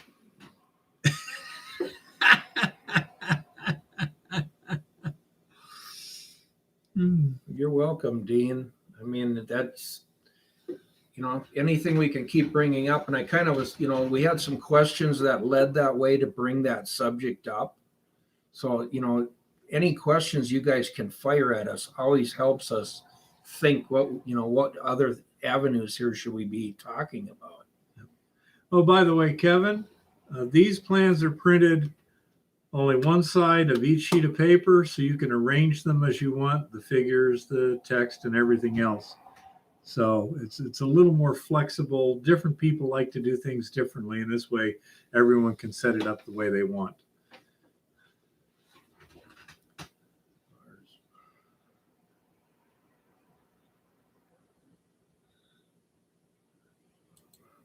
I don't think Lars is on. That was an email there.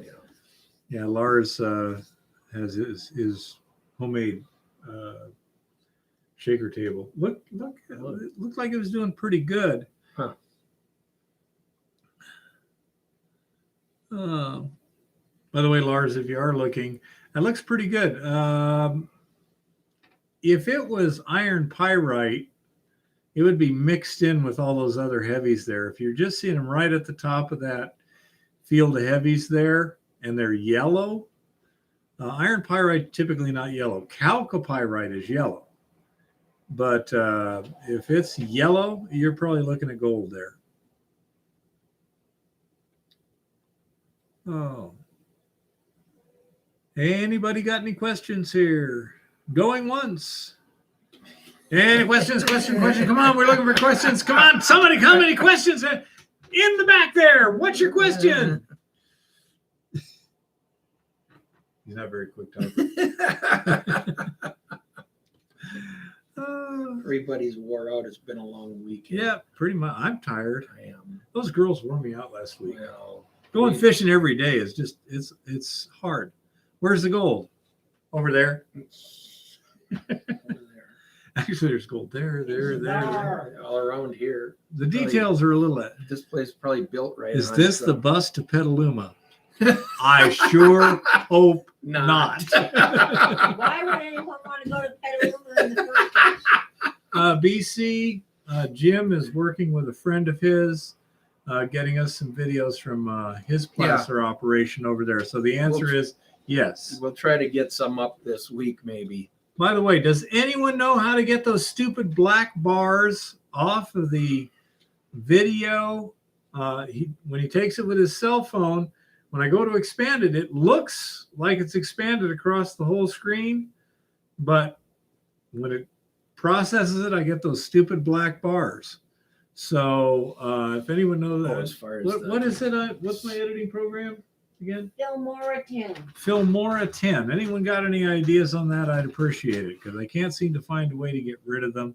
And there's a lot more image than what you're seeing. Yeah, and the tips to get rid of them in Filmora 9 do not work on Filmora 10. Apparently and not. nobody has videos out for Filmora 10. Turn the because phone the it's new. other way.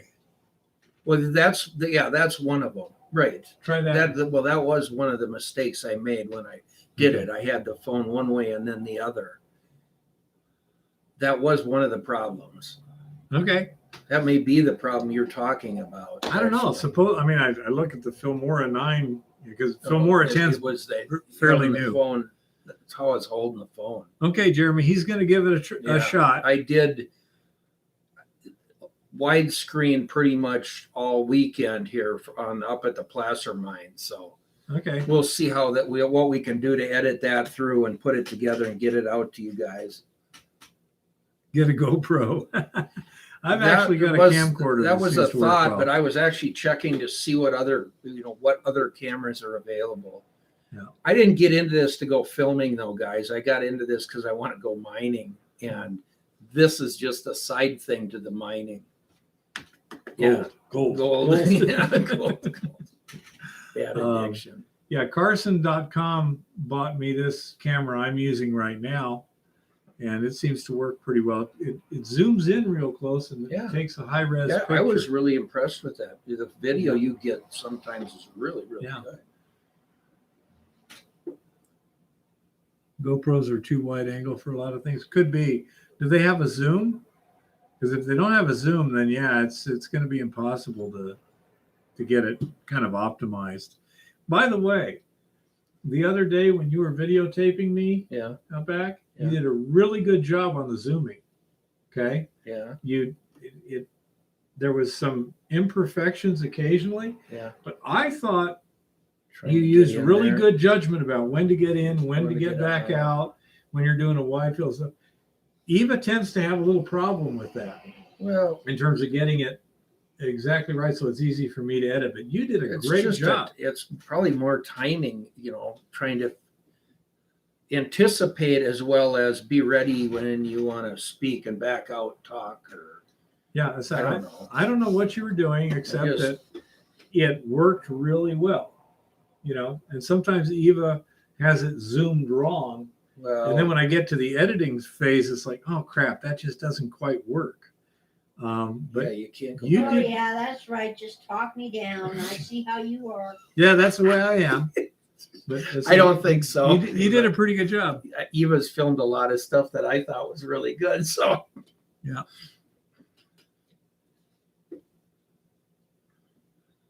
No, I do not, Argonaut. I have seen some. I processed some for a guy, but I don't have any. And I don't know. I don't have a location where I expect to find any. He knows a guy that's got some really yeah, nice. I haven't seen him. I would try to call him too, and I haven't heard from him. But yeah, he had some quartz, rose quartz with gold in it. And it was the prettiest stuff I've ever seen. Do you think he has expired, or do you just don't think I he's don't back? know. He might not be back yet. I don't Okay. know. Well, it was snowing last week. Yeah, Why should he well, come he back? doesn't. Yeah, he's gotten old enough. He doesn't hurry back here, but I can't blame him. Yeah, haven't seen any of that yet, Argonaut. If I do, I'll probably let you all know because I'll probably be wanting to sell some of it. What you looking No, Keith, I'm not dissing the YouTube millionaires. This is fun and everything, and it's fun to show you guys what we're doing, but it's Specimens. to me, it's a lot more fun to be up there doing work and getting, moving forward on a project. I agree. I mean, I don't mind making the videos while I'm doing something else. Right. I mean, and to do this like we've been doing it, where it's more educational for you guys as well as even for Keith and I, this is a neat deal. Yeah, that's it. We're not doing it for the money. I think it's kind of fun to help people out, on these live streams and stuff. Well, considering we're not monetized, we're not doing it for the money anyway. Well, thank you, Patrick. So that's where we enjoy it. But we'll work on the creative, get the videos better and better as we go. Yeah. It's just not a highest priority. Well, that plus we're not very good electron herders. Right. So, tear down a mountain. Okay, I know how to do right. that. Yeah, we Get can a make a computer big to hole. work? Maybe not. Yeah.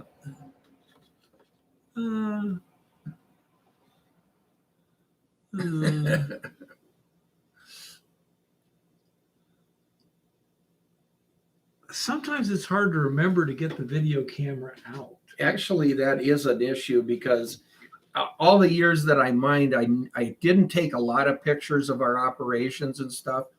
And looking back now, especially when I watch you guys' videos and stuff also, I regret that we did not film a whole lot more and take a lot more pictures than we did. Because I think back and go, oh boy, I remember when we were doing that, or, certain things that even to watch the gold shows on TV, Gold Rush or that, I look at some of that and I think, we had the opportunity years ago to put this stuff on film and didn't take that opportunity. Oh dear, Kevin. Well, take care of things. You got your priorities straight.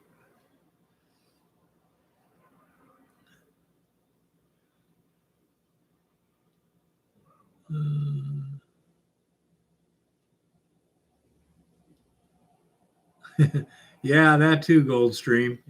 Yeah, that's a good idea too. Yep. Create evidence. No, proof. Yeah, evidence. It's when they ask you for your pictures. Yeah. I've got videos. Exactly. Oh. Okay. Any other questions or comments or anything at this point? Thanks everybody for being here tonight. Yeah. Hope y'all had a good Memorial Day weekend. Yeah. Yeah. Good luck, Kevin, on that. Oh. Yeah. Anything else? Oh.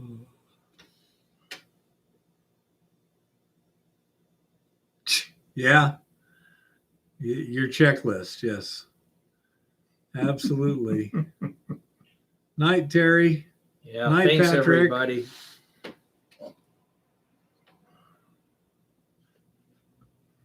Going twice. Any questions? I have to check and see why Chris wasn't here. I hope he's just out doing something fun. Oh, thank you, David. We're happy. Happy to help whatever we can. Good night, Dean. Good night, Rick. Good night, everybody. Yep. Jeff, I think Goldstream is. Pretty sure. I think he's up in like Manitoba or something British like Columbia, I think. that. BC? Yeah, I think it's BC. Yep. Yeah, he's got videos out. All righty. Well, I'm going to call it a night, folks. Thank you for being here, and glad we could help what we could. Take care. Okay. That's pretty good.